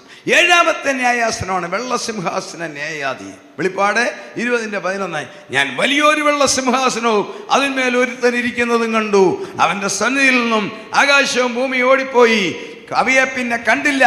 മരിച്ചവർ ആബാലവൃദ്ധം സിംഹാസനത്തിന് മുമ്പിൽ നിൽക്കുന്നതും കണ്ടു. പുസ്തകങ്ങൾ തുറന്നു. ജീവന്റെ പുസ്തകം എന്ന മറ്റൊരു പുസ്തകവും തുറന്നു. പുസ്തകങ്ങൾ എഴുതിയിരുന്നതിനൊത്തോണം മരിച്ചവർക്ക് അവരവരുടെ പ്രവർത്തികൾക്കടുത്ത ന്യായവിധി ഉണ്ടായി. 10 സാക്ഷികളെ ഹാജരാക്കുക. അവിടെ അറിയാമോ? 10 സാക്ഷികൾ. അത് എല്ലാം വിശദീകരിക്കാൻ നമുക്ക് നേരമില്ല. അത് പറയണേ 1.5 മണിക്കൂർ എടുക്കും. യേശു തമ്പുരാൻ ന്യായാസനത്തിൽ കാന്തയായ നിങ്ങളും ഞാനും ചുറ്റിലും.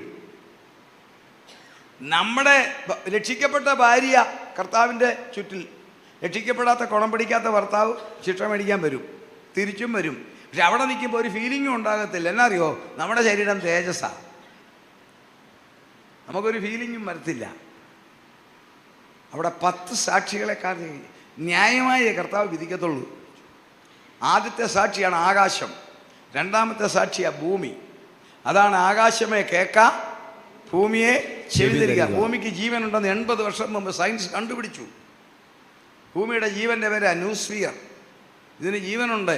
ഇതറിയാതെ 2700 വർഷം മുമ്പ് യെശയ്യാവ് എഴുതിയ ഭൂമിയെ ചെവി തരിക. എങ്ങനെയാ ഭൂമി സാക്ഷി പറഞ്ഞറിയാവോ? ഹബക്കൂക്കിൻ്റെ 2:11 വായിച്ച്. ഹബക്കൂക്ക് 2:11. ഭൂമി അവിടെ യവൻ രക്ഷപ്പെടുവന്ന്. ഹബക്കൂക്ക് 2:11. ചുവരിൽ നിന്ന് കല്ല് നിലവിളിക്കുകയും ഭിത്തിയും കതകും ചവിട്ടി നിൽക്കുന്ന ഫ്ലോറും എല്ലാം സാക്ഷി പറയുമെന്ന്. എങ്ങനെ പറയും? നിങ്ങൾ നോക്കിക്കേ, എൻ്റെ ഈ പ്രഭാഷണം ഇവിടെ റെക്കോർഡ് ചെയ്യാം, അല്ല ചെയ്യുന്നുണ്ട്. ആ റെക്കോർഡ് ചെയ്യുന്ന വസ്തുക്കൾ തിരിച്ച് പ്ലേ ചെയ്യുമ്പോൾ എൻ്റെ പ്രഭാഷണം കേൾക്കുന്നു അല്ലേ? എൻ്റെ ഈ പ്രഭാഷണം റെക്കോർഡ് ചെയ്യുന്ന വസ്തുക്കൾ സ്വർഗത്തിൽ നിന്ന് കൊണ്ടൊന്നും ആണോ? അല്ല. ഈ ഭൂമിയിലെ മൂലകമെടുത്ത്, മണ്ണിലെ മൂലകമെടുത്ത് ലോകത്തിലെ ശാസ്ത്രജ്ഞന്മാർ കൾച്ചർ ചെയ്തപ്പം കേൾപ്പിക്കാമെങ്കിൽ ഈ മൂലകത്തെ സൃഷ്ടിച്ച തമ്പുരാനെ ഇതിൽ നിന്നും ശബ്ദം പുറപ്പെടുവിക്കാൻ സാധിക്കും. അറിയാമോ? അപ്പം ചവിട്ടി നിന്ന് കാണിച്ച കുഴച്ചിലെല്ലാം മണ്ണ് വിളിച്ചു പറയും. ഭിത്തി വിളിച്ചു പറയും, മുറി വിളിച്ചു പറയും. അപ്പൊ യവൻ രക്ഷപ്പെടും. നോക്കിക്കേ, അന്ത്യന്യായവിധിയാ. എല്ലാ ശബ്ദം സാക്ഷി പറയും. സയൻസ് കണ്ടുപിടിച്ചു, ശബ്ദം എങ്ങും പോകുന്നില്ല, എവിടെയോ ചെന്ന് കിടക്കുക. ആ ശബ്ദം തിരിച്ച് കർത്താവ് റീപ്ലേ ചെയ്യും. സമയം സാക്ഷി പറയും. അവനവൻ ക്രിസ്തുവിന്റെ രക്തത്തിൽ കൂടി മാറാത്ത സകല പാപങ്ങളോടെ കയറി വരും. എന്നാൽ എൻ്റെ നിങ്ങളുടെ പാപം കയറി വരത്തില്ല. ഉദയം അസ്തമയത്തോടകന്നിരിക്കുന്നത് പോലെ നമ്മുടെ ലംഘനങ്ങളെ ക്രിസ്തുവിന്റെ രക്തത്താൽ മാറ്റി. ആ ന്യായവിധിയിൽ വന്നിരിക്കുന്നവരെ മുഴുവൻ ഗന്ധം കത്തുന്ന പൊയ്കയിലെറിയും. 8ാമത്തെ സംഭവം. 9ാമത്തെ സംഭവം വെളിപ്പാട് 21. പുതിയ ആകാശം പുതിയ ഭൂമി. ഞാൻ പുതിയ ആകാശവും പുതിയ ഭൂമിയും കണ്ടു. ഒന്നാമത്തെ ആകാശവും ഭൂമി ഒഴിഞ്ഞു പോകും. ഇത് യെശയ്യാവ് 65:17 വായിച്ച ദേവദാസൻ. യെശയ്യാവ് 65:17.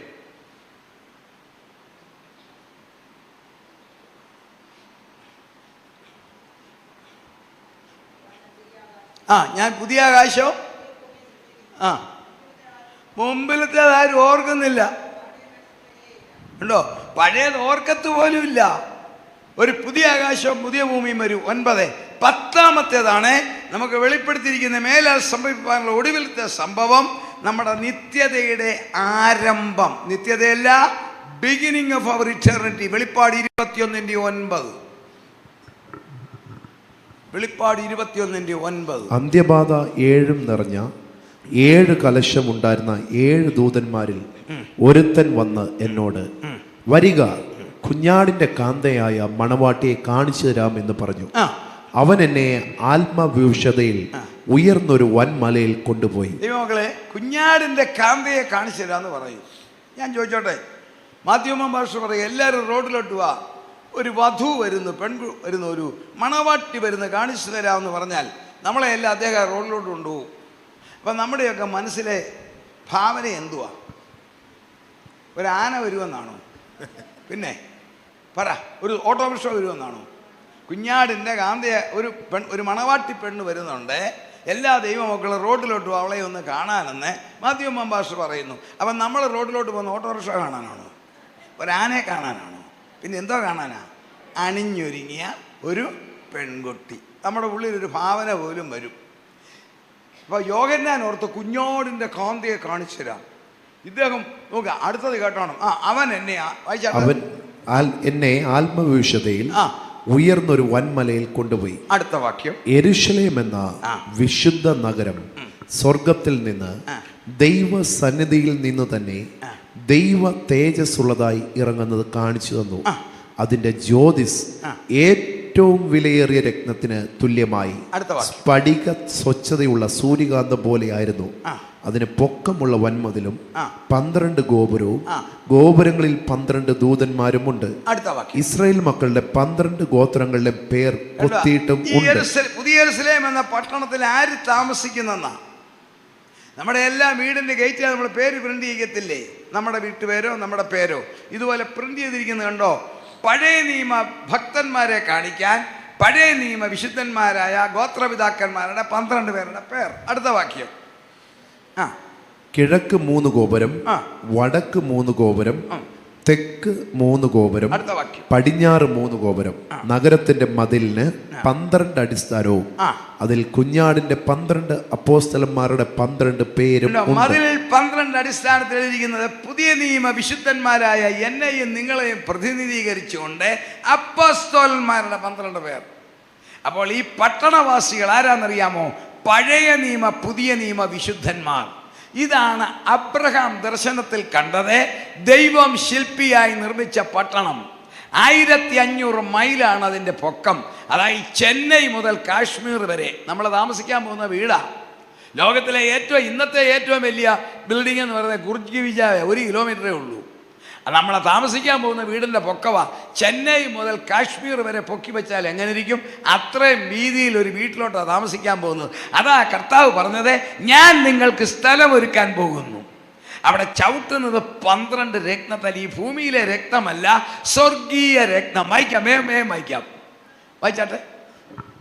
എന്നോട് സംസാരിച്ചവന് നഗരത്തെയും അതിന്റെ ഗോപുരങ്ങളെയും മതിലിനെയും അളക്കേണ്ടതിന് പൊന്നുകൊണ്ടുള്ള ഒരു അളവുകോൽ. അളവാ ഞാൻ പറഞ്ഞത് 1500 മൈൽ. അടുത്ത വാക്യം. നഗരം സമചതുരമായി കിടക്കുന്നു, അതിന്റെ വീതിയും നീളവും സമം. അളവുകോൽ കൊണ്ട് അവൻ നഗരത്തെ അളന്നു, 1200 നാഴിക കണ്ടു. അതായത് 1500 മൈൽ. അടുത്ത വാക്യം. അതിന്റെ നീളവും വീതിയും ഉയരവും സമം തന്നെ, ഈക്വൽ. നോക്കിക്കേ, 1500 മൈൽ നീളം, 1500 മൈൽ വീതി, 1500 മൈൽ ഘനത്തിൽ ഒരു വലിയ കോംപ്ലക്സ് സ്വർഗത്തിൽ നിർമ്മിച്ചുകൊണ്ടിരിക്കുക. അതിന്റെ എഞ്ചിനീയർ ആരാന്നറിയാവോ? ദൈവം ശില്പി. അതിന്റെ പെയിന്റർ ആരാന്നറിയാവോ? പെയിന്റർ കുഞ്ഞപ്പനല്ല, കർത്താവായ യേശു. ഞാൻ നിങ്ങൾക്ക് സ്ഥലമൊരുക്കാൻ പോകുന്നു. I am going to prepare a mansion for U.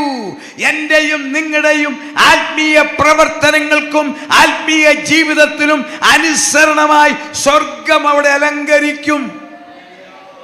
നമ്മുടെ കുഞ്ഞുങ്ങളുടെ വിവാഹത്തിനും വിവാഹ നിശ്ചയത്തിനും ഇന്നത്തെ കാലത്ത് ഇവന്റുകാരെ വിളിച്ചാൽ അവർ ഇതിനകത്ത് സ്വർഗം പോലെ വെക്കുന്നു. ഇന്ന് ഞാനൊരു എൻഗേജ്മെന്റിൽ പങ്കെടുത്ത എൻ്റെ പൊന്നെ, ഇത് എവിടെ നിന്ന് വന്നെന്ന് അറിയാൻ പറ്റില്ല. പുതുപ്പള്ളിയില്ല, എങ്ങനെയെല്ലാം വിറ്റ് ചെയ്തെന്നറിയാൻ മേല. അങ്ങനെ നശിച്ചു പോകുന്ന മനുഷ്യൻ നിന്നു പോകുന്ന കറണ്ട് കൊണ്ട് ഇത്ര ഒപ്പിക്കുകയാണെങ്കിൽ സാക്ഷാൽ ദൈവമായ പിതാവും പുത്രനായ ക്രിസ്തുവും എനിക്കും നിങ്ങൾക്ക് വേണ്ടി ഒരുക്കുന്നത് എന്തുവാ? ദൈവം തന്നെ സ്നേഹിക്കുന്നവർക്ക് ഒരുക്കിയിട്ടുള്ളത് കണ്ണ് കണ്ടിട്ടില്ല, ചെവി കേട്ടിട്ടില്ല, ആരുടെയും മനസ്സിൽ തോന്നിയിട്ടില്ല. വായിക്കാം, തുടർന്ന് വായിക്കാം. മതിലിന്റെ പണി സൂര്യകാന്തവും നഗരം സ്വച്ഛ സ്ഫടികത്തിനൊത്ത തങ്കവുമായിരുന്നു. അടുത്ത വാക്യം. നഗരമതിലിന്റെ അടിസ്ഥാനങ്ങൾ സകല രത്നവും കൊണ്ട് അലങ്കരിച്ചിരിക്കുന്നു. ബേസ്മെന്റ് അലങ്കരിച്ചിരിക്കുന്നത് സ്വർഗീയ രത്നം. ഒന്നാം അടിസ്ഥാനം സൂര്യകാന്തം, രണ്ടാമത്തത് നീലരത്നം, മൂന്നാമത്തത് മാണിക്യം, നാലാമത്തത് മരതകം, അഞ്ചാമത്തത് നഗവർണി. ഞാൻ നഖം നീട്ടി പെയിന്റ് അടിച്ചെന്നല്ല, ഓനിക്സ്. 3 വശത്ത് നിന്ന് പ്രകാശം. അടുത്തത് വായിച്ചേ. ആറാമത്തത് ചുവപ്പുകല്ല്, ഏഴാമത്തത് പീതരത്നം. കഴുത്തലേം കയ്യേലേം വിട്ടതിന്റെ പ്രതിഫലം കണ്ടോ? ചവിട്ടാൻ പോകുന്ന സൂത്രം ഇതാ.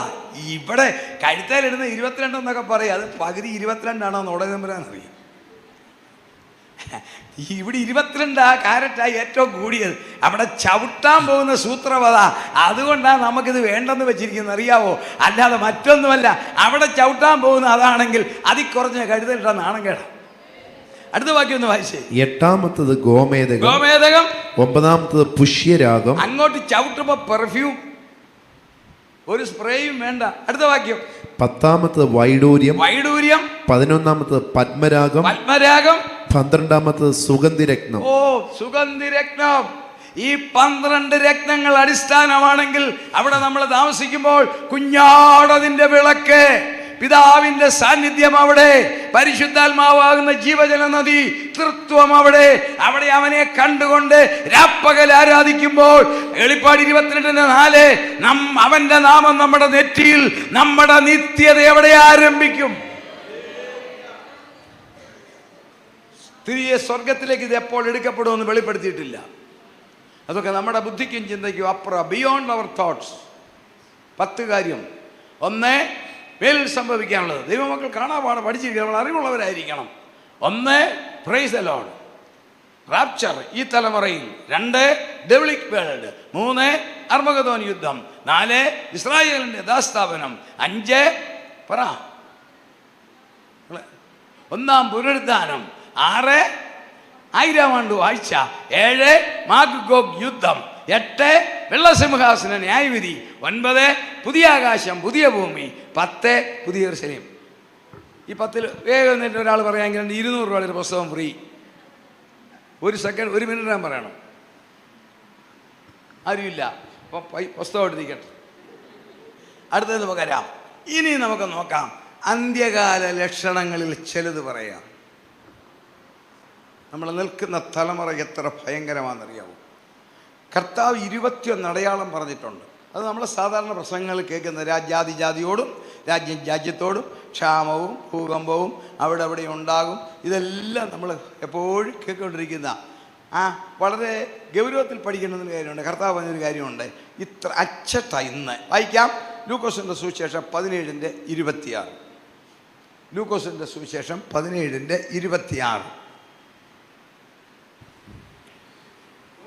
നോഹയുടെ കാലത്ത് സംഭവിച്ചതുപോലെ മനുഷ്യപുത്രന്റെ നാളിലും ഉണ്ടാകും. ദൈവമക്കളെ, നമ്മൾ ആ മലയാള ഭാഷയിൽ എത്ര കറക്റ്റ് നോക്കി. നമ്മൾ പറയത്തില്ലേ, ചാക്കോച്ചൻ്റെ കാറ് പോലെ എനിക്കൊരു കാറ് വേണം, അന്നാമ്മയുടെ സാരി പോലെ എനിക്കൊരു സാരി വേണം, തോമാച്ചൻ്റെ ഷർട്ട് പോലെ എനിക്കൊരു ഷർട്ട്. കർത്താവ് പറയുക, നോഹയുടെ കാലത്തെ പോലെയുള്ളൊരു കാലം വരും, ഓർത്തോണം, അന്ന് ഞാൻ വന്ന് നിങ്ങളെ ചേർക്കും. നോഹയുടെ കാലത്ത് സംഭവിച്ചതുപോലെ മനുഷ്യപുത്രന്റെ നാളിലും ഉണ്ടാകും. മനുഷ്യപുത്രന്റെ നാളെന്ന് പറഞ്ഞാൽ കർത്താവ് നമ്മളെ ചേർക്കാൻ വരുന്ന ദിവസം. കാലത്ത് എന്തോ അതേ ടിപ്പിക്കൽ സിസ്റ്റം ലോകം മുഴുവൻ. വായിക്കാം, എന്തായിരുന്നു നോഹയുടെ കാലത്തെ കുഴപ്പം. ഉൽപ്പത്തി 6:5, ജനസിസ് 6:5. ഭൂമിയിൽ മനുഷ്യന്റെ ദുഷ്ടത വലിയതെന്നും അവന്റെ ഹൃദയവിചാരങ്ങളുടെ നിരൂപണമൊക്കെയും എല്ലായ്പ്പോഴും ദോഷമുള്ളതത്രയെന്നും യഹോവ കണ്ടു. ഇന്നത്തെ ലോകത്തിലേക്ക് നോക്കിക്കേ, ഇത്രയും ദുഷ്ടതയുള്ളൊരു ലോകം ഇതിനു മുൻപുണ്ടായിട്ടുണ്ടോ? സകല വാർത്താമാധ്യമങ്ങളിലെയും വാർത്ത ദുഷ്ടതയുടേതല്ലേ? ഹൃദയ വിചാരങ്ങളുടെ നിരൂപണങ്ങൾ മുഴുവൻ ദോഷമല്ലേ? ചതിവ്, വഞ്ചന, തട്ടിപ്പ്, വെട്ടിപ്പ്, മ്ലേച്ഛത ആണോ? ഭൂമിയിൽ മനുഷ്യന്റെ ചിന്തകളൊക്കെ ദോഷം. മറ്റുള്ളവരെ ഉപദ്രവിക്കുക, നശിപ്പിക്കുക, തേജോവധം ചെയ്യുക, ഇല്ലായ്മ ചെയ്യുക ആണോ? ഈ യൂട്യൂബിൽ കൂടെ എത്ര പേരെയാ തേജോവധം ചെയ്യുന്നത്?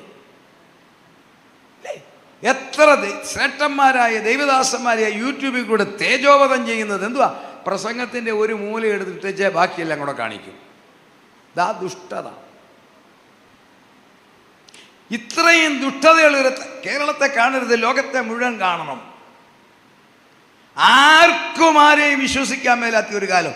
നിങ്ങളുടെ ആരുടെയെങ്കിലും വീട്ടിൽ സന്ധ്യയ്ക്ക് ഒരു അപരിചിതം വന്നാൽ കയറ്റി കിടത്തുവോ? കിടത്താനൊക്കത്തില്ല. ഞാൻ കിടത്തത്തില്ല.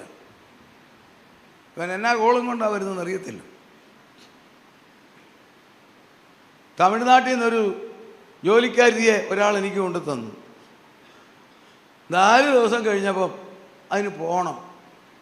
ഞാൻ എന്തിനാ പോകുന്നത്? ഇവിടെ എന്നാ ഒരു കുറവും ഉണ്ടായിട്ടില്ല. പിന്നെ എന്നാ അതിനോട് വളരെ ബഹുമാനത്തിൽ പറഞ്ഞു, സാറേ എന്നാ എൻ്റെ മകന് സുഖമില്ല, അവന് കൂടുതലാണ്, ഫോണിൽ വന്നു മൊബൈലിൽ, അതുകൊണ്ട് പോകണം. പിന്നെ പോകാതിരിക്കാനൊക്കെ ഞാൻ ഒന്നും നോക്കാതെ 2 മാസത്തെ ശമ്പളവും കൊടുത്ത് ഒരാളിനെ കൂട്ടി വിട്ടു. ഒറ്റയ്ക്ക് വിടേണ്ട ഒരു സ്ത്രീയല്ലേ കൊണ്ടാക്കിയേക്കാം.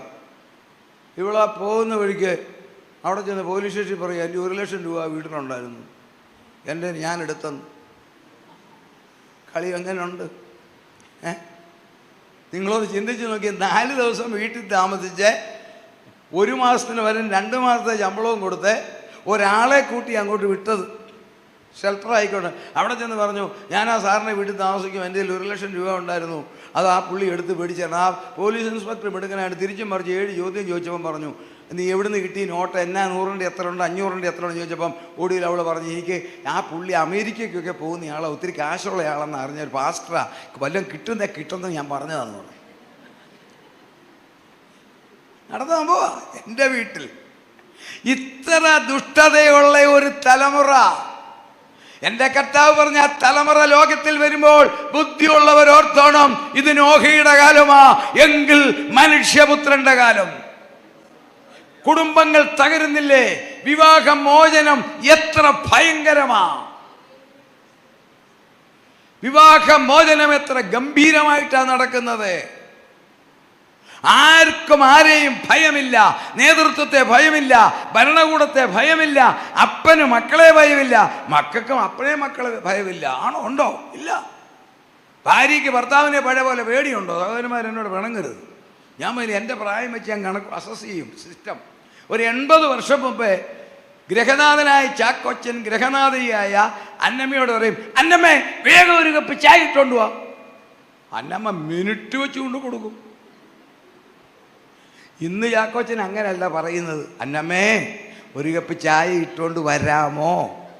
കാരണം ഇട്ടുകൊണ്ട് വരാൻ പറഞ്ഞ അന്നമ്മ ചാക്കോച്ചനോട് ചോദിക്കും, അതിനാ നിങ്ങൾ തിളപ്പിച്ച ചായ തിളക്കത്തില്ലേ? ശരിയാണോ? ശരിയാണോ ആൻറ്റി ഞാൻ പറഞ്ഞത്? അതാ ഭൂമിയിൽ മനുഷ്യന്റെ ദുഷ്ടത വലുത്.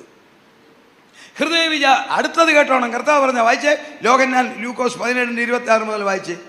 ലൂക്കോസ് 17:26 മുതൽ. നോഹയുടെ കാലത്ത് സംഭവിച്ചതുപോലെ മനുഷ്യപുത്രന്റെ നാളിലും ഉണ്ടാകും. അടുത്തത്, നോഹ പെട്ടകത്തിൽ കടന്ന നാൾ വരെ അവർ തിന്നും കുടിച്ചും വിവാഹം കഴിച്ചു വിവാഹത്തിന് കൊടുത്തും പോന്നു. അടുത്ത വാക്യം. ജലപ്രളയം വന്നു, അവരെ എല്ലാവരെയും മുടിച്ചു കളഞ്ഞു. അടുത്ത വാക്യം. ലോത്തിന്റെ കാലത്ത് സംഭവിച്ചു. നോക്കി, ഇത്ര കറക്റ്റ് പ്രവചനം കർത്താവ് ദൈവമായോണ്ട് കറക്റ്റായിട്ട് വന്നത്. ലോത്തിന്റെ കാലത്ത് സംഭവിച്ചതുപോലെ സംഭവിക്കും. അവർ മതി. എന്താ ലോത്തിന്റെ കാലത്ത് സംഭവിച്ചത്? സൊദോം ഗൊമോറ പട്ടണം എന്തുകൊണ്ട് തമ്പുരാൻ കത്തിച്ചു?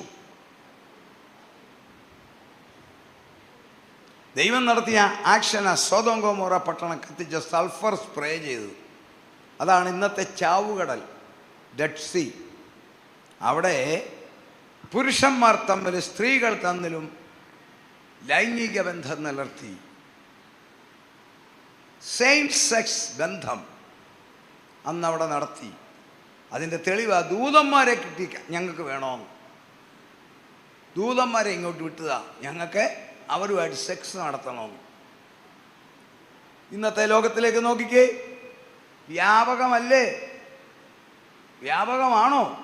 അവർക്ക് സംഘടനയുണ്ട്, അറിയാവോ? നിങ്ങൾക്കറിയാൻ പറ്റും. നമ്മൾ നല്ലൊരു ഗ്രാമത്തിലായോണ്ടാ അവരുടെ സംഘടനയൊക്കെ വലിയ ഈ CIT ഒന്നും അവരുടെ 10-ലൊന്നും ഇല്ല.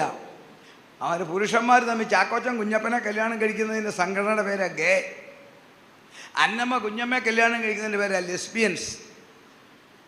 ഞാൻ ഒടിയിൽ നിങ്ങളെ ഒരു ഫോട്ടോ കാണിക്കാം, മൊബൈൽ നിങ്ങളെ കൊണ്ട് തന്നെ കാണിക്കാം, തെളിവ്. നോക്കിക്കേ, നമ്മുടെ ഇന്ത്യയിൽ നിയമപ്രകാരം ചെയ്യാം. പടിഞ്ഞാറൻ രാജ്യങ്ങളിൽ ഞാൻ ദുഃഖത്തോടെ വിളിച്ചു പറയാം, കുഞ്ഞപ്പനെയും ചാക്കോച്ചനെയും അന്നമ്മയും കുഞ്ഞമ്മയും കൂടെ കല്യാണം കഴിപ്പിക്കുന്ന പുരോഹിതന്മാരുണ്ട്. ഈ അനുഭവമുള്ള പുരോഹിതന്മാരും ഉണ്ട്. ഏതാ?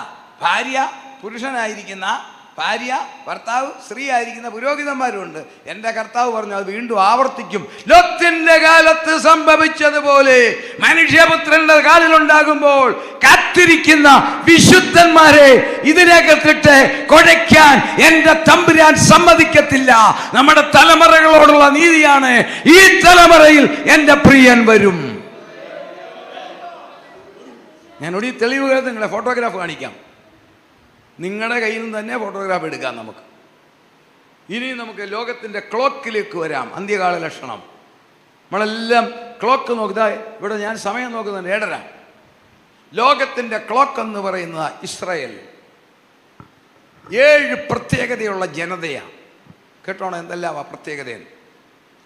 ഒന്നാമത്തെ പ്രത്യേകത, ഇങ്ങനെയൊരു ജനതയുണ്ടാകാൻ യാതൊരു സാധ്യതയുമില്ല. എബ്രായ ലേഖനത്തിൽ അബ്രഹാമിനൊരു നല്ല പേരിട്ടിട്ടുണ്ട്. എന്താണെന്നറിയാവോ? ആർക്കെങ്കിലും അറിയാവോ? എബ്രായ ലേഖനത്തിൽ ഒരു സോമന പേരുണ്ട് അബ്രഹാമിന്. ആർക്കും അറിയാൻ പറ്റില്ല. എന്തോ വിശ്വാസികളുടെ എനിബഡി? ഇല്ല, അതൊന്നും അല്ല. എബ്രായ ലേഖനത്തിൽ ഒരു പേരുണ്ട്, ഒരു വട്ടപ്പേര്, നാടൻ ഭാഷ. വായിക്കുക, എബ്രായർ 11:12. മൃതപ്രായൻ. എന്തുവാ അതിൻ്റെ അർത്ഥം? ആ അർത്ഥം ദൈവമക്കൾ മനസ്സിലാക്കണം, എന്നാൽ ഇസ്രായേലിൻ്റെ പ്രത്യേകത മനസ്സിലാകത്തുള്ളൂ. അബ്രഹാം നെടുമ്പുറത്താ താമസിച്ചോ? നിങ്ങളങ്ങ് സങ്കല്പിച്ചു. 99 വയസ്സ്. അബ്രഹാം മരിച്ചു. നാളത്തെ മനോരമയിൽ എങ്ങനെ വരുന്ന വാർത്ത? നെടുമ്പുറം ഇറാഖുകാരനായി നെടുമ്പുറത്ത് താമസിക്കുന്ന അബ്രഹാം നിര്യാതനായി, അല്ലേ? പിന്നെ ഇന്നത്തെ സിസ്റ്റത്തിൽ എഴുതും ശവസംസ്കാരം പിന്നീട്. ആണോ? അത് വായിച്ച ആരെങ്കിലും അയ്യോ മരിച്ചോന്ന് ചോദിക്കുമോ? ഇല്ല, അത് പ്രതീക്ഷിച്ച മരണമാണ്. അത് വായിച്ചോര് ചോദിക്കുക എപ്പോഴാണ് അടക്കം? പോയി ഒരു പപ്സും കഴിച്ചു പോകാം. അതാണ് എക്സ്പെക്റ്റഡ് ഡെത്ത്. ഏത് സമയത്തും മരണം പ്രതീക്ഷിച്ച ആളെന്നാണ് ഈ ജനത്തെ. അതിൽ നിന്നൊരു സൃഷ്ടി ഉണ്ടാക്കി. 1. 2, ആവർത്തനം 7:6 കാണാം, ഞാൻ നിങ്ങളെ ലോകത്തിലെ സകല ജാതികളിൽ നിന്നും തിരഞ്ഞെടുത്തു. ഇസ്രായേലിൻ്റെ 7 പ്രത്യേകത കേട്ടോണം. 3, ഇങ്ങനെ ഒരു പേരിട്ടത് യഹോവയായി ദൈവമാണ്, അല്ല വേറെ ആരുമല്ല. ഉൽപ്പത്തി 32:28 കാണാം, നീ ദൈവത്തോടും മനുഷ്യനോടും മല്ല് പിടിച്ചതിനാൽ നീ ഇനി യാക്കോബല്ല ഇസ്രായേൽ. 3, 4, ഇതുപോലെ ചട്ടങ്ങളും കൽപ്പനകളും വേറെ ആർക്കും തമ്പുരാന്റെ വിരലിൽ എഴുതി കൊടുത്തിട്ടില്ല. 5, ഇവരെവിടെ താമസിക്കണമെന്ന് അതിർത്തി നിശ്ചയിച്ചത് ദൈവമാണ്. ഉൽപ്പത്തി 15:18, ഈ ഇന്നത്തെ ഇസ്രായേൽ നാട് അവരുടേതല്ല. പലസ്തീൻ എന്ന് പറഞ്ഞാൽ ഫെലിസ്തീയരുടേതാണ്. കനാൻ എന്ന് പറഞ്ഞാൽ കനാന്യരുടേതാണ്. അവരെ മാറ്റിക്കൊടുത്ത വാഗ്ദത്ത നാടാണ്. അതിനാ പറയുന്ന പ്രോമിസ് ലാൻഡ്. പ്രത്യേകത കണ്ടോ? ഒന്നിങ്ങനൊരു ജനം ഉണ്ടാകാൻ സാധ്യതയില്ല. 2, പേരിട്ടു. 3, നിങ്ങൾ കേട്ടില്ലേ ഞാൻ പറഞ്ഞു ഒന്നും? ഇവർക്ക് പേരിട്ടതാരാ? ദൈവത്തിൻ്റെ വിരലുകൊണ്ട് ചട്ടങ്ങളും കൽപ്പനകളും എഴുതി കൊടുത്തു. 4, അതിർത്തി നിശ്ചയിച്ചു കൊടുത്തു. 5, ക്രൈസ്തവ സഭയോട് പോലും ദൈവം പറഞ്ഞില്ല എനിക്കൊരാലയം ഉണ്ടാക്കാൻ. നമ്മളെല്ലാം ആലയമാണ് പുതിയ നിയമത്തിൽ. പഴയ നിയമത്തിൽ ഇവർക്ക് മാത്രമേ ഒരു ആലയം പറയാൻ അനുവാദമുള്ളൂ. 6, ഇത്രയും ബുദ്ധിയുള്ള ഒരു ജനത ലോകത്തിലില്ല. 7, റോമർ 9:5, രക്ഷകനായ മശിക വന്നത് യഹൂദന്മാരിൽ നിന്നും. ഈ 7 പ്രത്യേകതയുള്ള ഇസ്രായേലിനെ നോക്കി കർത്താവ് ഒരു കാര്യം പറഞ്ഞു, കർത്താവ് എപ്പോൾ വരുമെന്ന്. വായിക്കാം, മത്തായിയുടെ സുവിശേഷം 24:32. ആ വാക്യത്തെ ആസ്പദമാക്കിയാണ് ഞാൻ പ്രത്യേകമായി പറയുന്നത്, ഈ തലമുറയിൽ കർത്താവ് വരുമെന്ന്. അത്തിയെ നോക്കി ഒരു ഉപമ പഠിപ്പിൻ. അതിൻ്റെ കൊമ്പ് ഇളതായി ഇല തളിർക്കുമ്പോൾ വേനൽ അടുത്തുവെന്ന് നിങ്ങൾ അറിയുന്നുവല്ലോ. അങ്ങനെ നിങ്ങൾ ഇതൊക്കെയും കാണുമ്പോൾ അവൻ അടുക്കെ വാതിക്കൽ തന്നെ ആയിരിക്കുന്നു എന്ന് അറിഞ്ഞുകൊള്ളുവിൻ. ഇതൊക്കെയും സംഭവിക്കുവോളം ഈ തലമുറ ഒഴിഞ്ഞു പോകുകയില്ല എന്ന് ഞാൻ സത്യമായിട്ട് നിങ്ങളോട് പറയുന്നു. ആകാശവും ഭൂമിയും ഒഴിഞ്ഞു പോകും, എൻ്റെ വചനങ്ങളോ ഒഴിഞ്ഞു പോകുകയില്ല. കർത്താവ് ഇത് പറയാനുള്ള കാരണം മത്തായിയുടെ സുവിശേഷം 24 വായിച്ചു 1 മുതൽ. യേശു ദേവാലയം വിട്ടു പോകുമ്പോൾ ശിഷ്യന്മാർ അവന് ദേവാലയത്തിന്റെ പണി കാണിക്കേണ്ടതിന് അവന്റെ അടുക്കൽ വന്നു. 46 വർഷം കൊണ്ട് ഹെരോദാവിന്റെ മേൽനോട്ടത്തിൽ നിർമ്മിച്ച സുന്ദരമായ ദേവാലയമാ. കേട്ടോണം, ഒരു കല്ല് 1000 ടണ്ണാ. ഒരു കല്ലിന്റെ തൂക്കം ഇപ്പൊ കണ്ടുപിടിച്ച കല്ല് അവിടെ ഉണ്ട്. 1000 ടൺ ഒരു കല്ല്. അത്ര ഗംഭീരമായ ദേവാലയമാണ്. ആ ദേവാലയത്തിന്റെ പണികളെല്ലാം കർത്താവിനെ കാണിക്കുക ശിഷ്യന്മാർ വിചാരിച്ചത് കർത്താവ് വെരി ഗുഡ് എന്ന് പറയുന്ന. എനിക്കിവിടെ വന്നപ്പോൾ ഈ ഹോള് കണ്ടപ്പോൾ വളരെ സന്തോഷം തോന്നി. കാരണം അതിമനോഹരമായൊരു ഹോള് ദൈവദാസൻ നിർമ്മിച്ചു.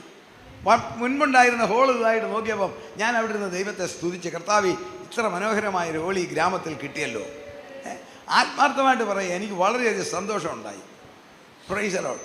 ഈ ദേവാലയം ഇത്ര മനോഹരമാണ്. ഇതിൻ്റെ പണിയെല്ലാം കാണിച്ചപ്പോൾ കർത്താവ് ഗുഡ് എന്നല്ല പറഞ്ഞു. അടുത്ത വാക്യം വായിച്ചേ. അവൻ അവരോട് ഇതെല്ലാം കാണുന്നില്ലയോ? ഇടിഞ്ഞു പോകാതെ കല്ലിന്മേൽ കല്ല് ഇവിടെ ശേഷിക്കയില്ല എന്ന് ഞാൻ സത്യമായിട്ട്. ഇടിഞ്ഞു പോകാതെ, ആ വാക്ക് ശ്രദ്ധിക്കണം, കാലപ്പഴക്കം കൊണ്ട് ദ്രവിച്ചു പോകാതെ കല്ലിന്മേൽ കല്ലിവിടെ ശേഷിക്കത്തില്ല. ശിഷ്യന്മാർക്ക് അത് കേട്ടിട്ട് ഭയങ്കര വെപ്രാളമായി. കാരണം യഹൂദനെ സംബന്ധിച്ചോളം അവൻ്റെ കുടുംബത്തെക്കാൾ വലുത് അവൻ്റെ ദേവാലയം. നിന്റെ ആലയത്തെക്കുറിച്ചുള്ള എരിവെന്നെ തിന്നുകളയുന്നെന്നാണ്. അപ്പോൾ അവരോർത്ത് ഇത് ലോകാവസാനമാണെന്നാ. അതിൻ്റെ തലേ ദിവസം ആ കർത്താവ് പറഞ്ഞ, ഞാൻ നിങ്ങൾക്ക് സ്ഥലം ഒരുക്കാൻ പോകുന്നു, ഞാൻ പോയി സ്ഥലം ഒരുക്കിയിട്ട് തിരിച്ചു വരുമെന്ന്. അപ്പം അതുകൊണ്ട് ആ 3-ാം വാക്യം വായിച്ചു. അവൻ ഒലിവുമലയിൽ ഇരിക്കുമ്പോൾ ശിഷ്യന്മാർ തനിച്ച് അവൻ്റെ അടുക്കൽ വന്നു. അതെപ്പോൾ സംഭവിക്കുമെന്നും നിന്റെ വരവിനും ലോകാവസാനത്തിനും അടയാളം എന്ത് എന്നും പറഞ്ഞു തരണം എന്ന് അപേക്ഷിച്ചു. അപ്പോൾ അവരോർത്തത് ഇത് ഇടിഞ്ഞു പോകുന്നത് കർത്താവ് പറഞ്ഞ് ഞാൻ വരുമെന്ന്. അപ്പോഴത്തെ ലോകാവസാനമാണെന്നാ. കർത്താവ് ഇവർക്ക് 3 കാര്യം പറഞ്ഞു. എൻ്റെ സഭയെ ചേർക്കാൻ ഞാൻ എപ്പോൾ വരും. 2, ഈ ദേവാലയം എപ്പോൾ ഇടിഞ്ഞു പോകും.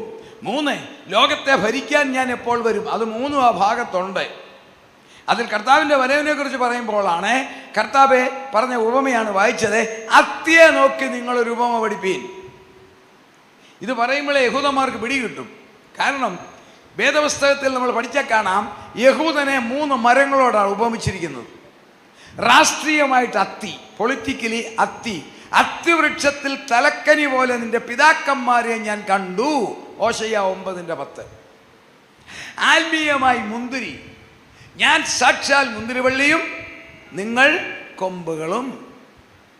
സൗന്ദര്യത്തിലും പണത്തിലും ഒലിവേ, നിന്റെ രൂപഭംഗി ഒലിവ് മരത്തിന്റെ രൂപഭംഗി പോലെ ഇരിക്കും. ഓശയ്യ 14:16. അല്ല, 128 സങ്കീർണം. നിന്റെ മക്കൾ നിന്റെ മേശയ്ക്ക് ചുറ്റും ഒലിവ് തൈകൾ. ഒന്ന് രാഷ്ട്രീയം, ഒന്ന് ആത്മീയം, ഒന്ന് സാമ്പത്തികം. ഇതിൽ കർത്താവ് രാഷ്ട്രീയം പറഞ്ഞു, അത്തിയെ നോക്കി നിങ്ങൾ ഒരു ഉപമ പഠിച്ചോണം.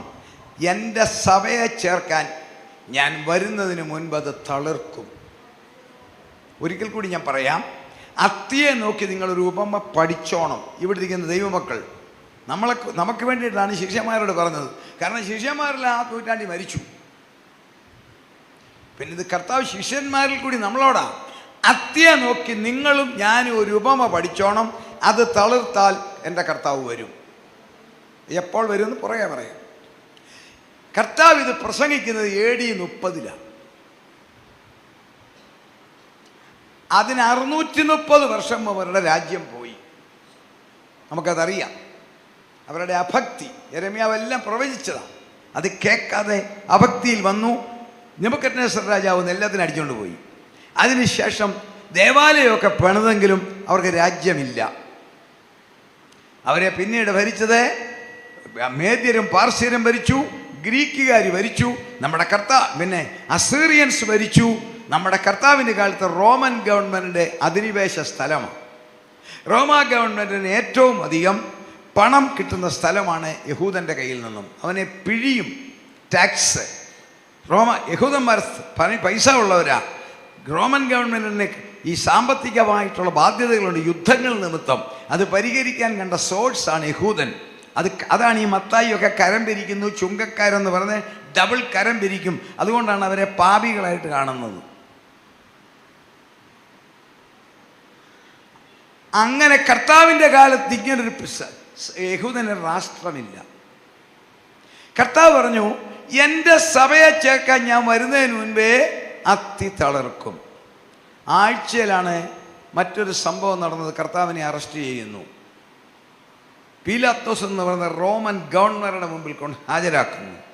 ഒരല്പം ബൈബിളിൽ നിന്നും വിട്ടൊരു ചരിത്രം കൂടെ ഞാൻ പറയുക, നിങ്ങൾ നമ്മുടെ അറിവിലേക്ക് മാത്രം. ബൈബിളിനകത്ത് നിന്നല്ല, ചരിത്രത്തിൽ നിന്നാണ്. അതിൻ്റെ കൂടുതൽ അറിയണമെങ്കിൽ നിങ്ങൾ റോബ് എന്ന് പറഞ്ഞൊരു പുസ്തകമുണ്ട്, അത് വായിച്ചാൽ അറിയാം. ഈ പീലാത്തോസിനെ ഗവർണറായിട്ട് ജൂലിയസ് സീസർ അയക്കാൻ കാരണം യഹൂദൻ എപ്പോഴും ഇങ്ങനെ വിഘടന ചിന്തയുള്ളവ, തീവ്രവാദ ചിന്ത, റോമൻ ഭരണത്തിൽ നിന്ന് വെളിയിൽ ചാടണമെന്ന്. അതിനവർ വിപ്ലവം സൃഷ്ടിക്കാൻ ശ്രമിക്കും. അവരുടെ കൂട്ടത്തിൽ ഒത്തിരി തീവ്രവാദികളുണ്ട്. അതിലൊരുത്തനായിരുന്നു നമ്മുടെ കർത്താവിൻ്റെ ശിഷ്യനിൽ ഒരുത്തൻ. അവൻ്റെ പേരെന്നാ? എരിവുകാരനായ എന്ന് പറഞ്ഞാൽ വത്തലമുളക് കൂട്ടി സമ്മന്തി കൂട്ടുമെന്നല്ല, അവൻ തീവ്രവാദിയായിരുന്നു. സീലറ്റ് എന്ന ഇംഗ്ലീഷ്. അവനൊരു ഈ പണിയൊന്നും വേണ്ട, നമുക്ക് പിടിച്ചെടുക്കണം രാജ്യം എന്ന് പറയുന്ന ഒരു അതായി മലയാളത്തിൽ അന്നത്തെ ഭാഷയിൽ എഴുതിയ എരിവാന്ന്.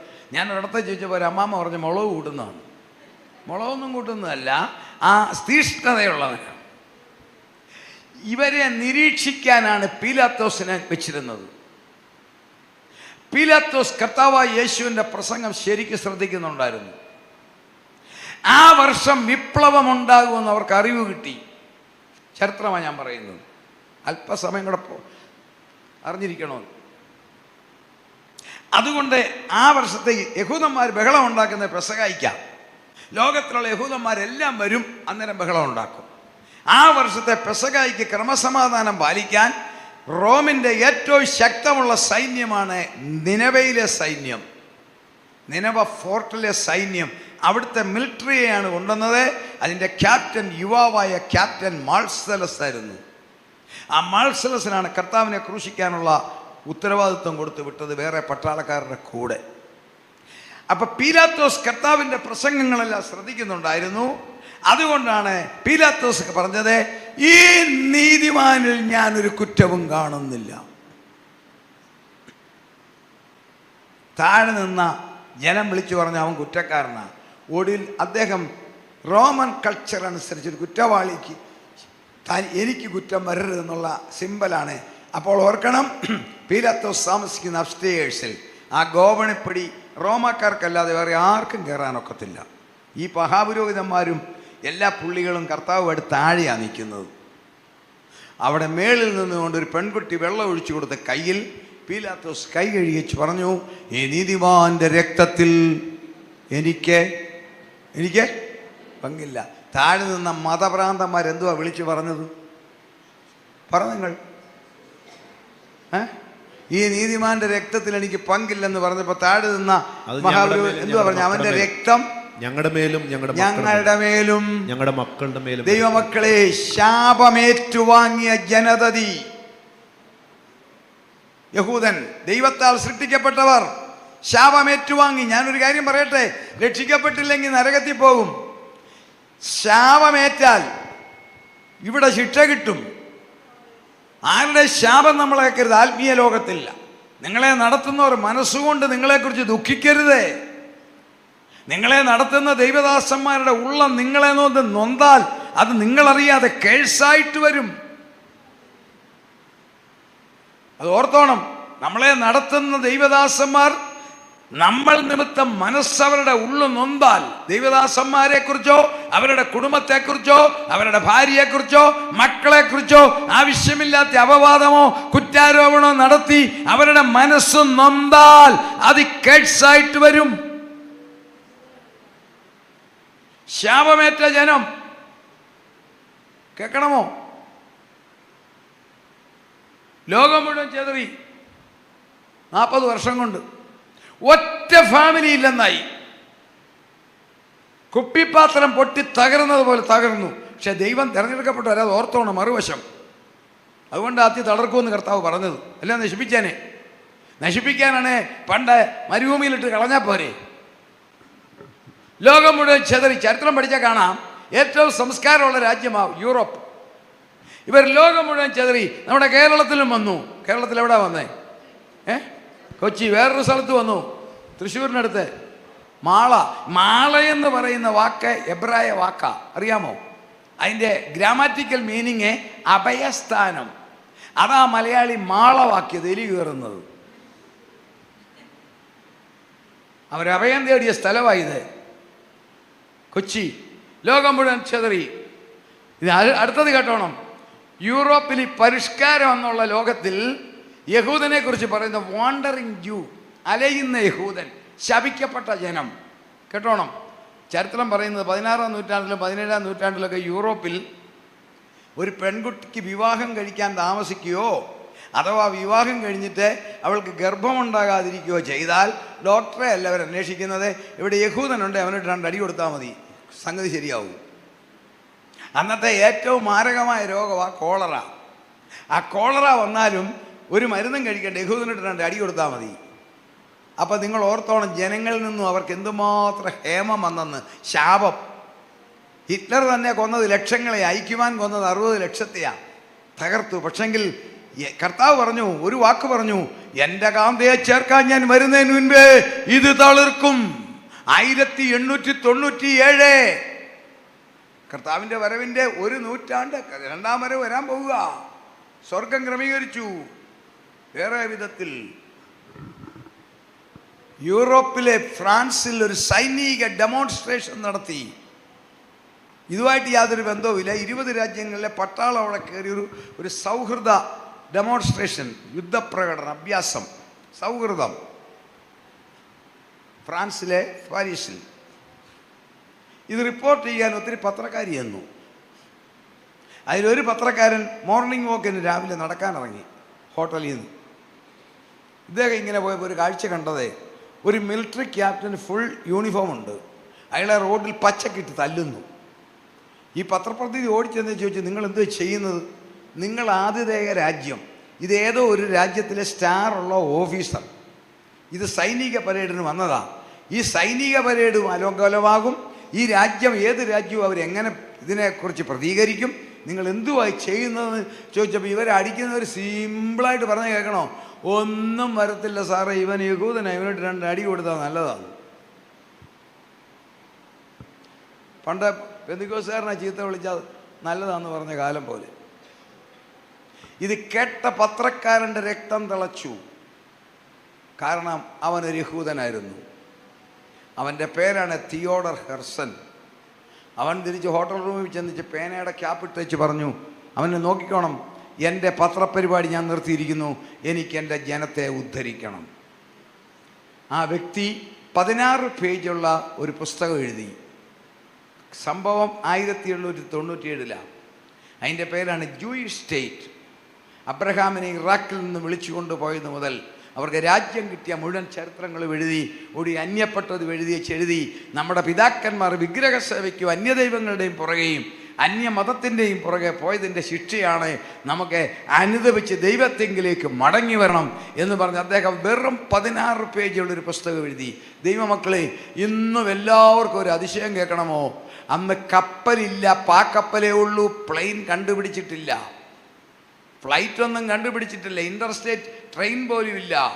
2 വർഷം കൊണ്ട് ലോകത്തിൽ എവിടെല്ലാം യഹൂദനുണ്ടോ അവിടെ ഈ പുസ്തകം യഹൂദന്മാരുടെ മുഴുവൻ കയ്യിൽ ചെന്നു.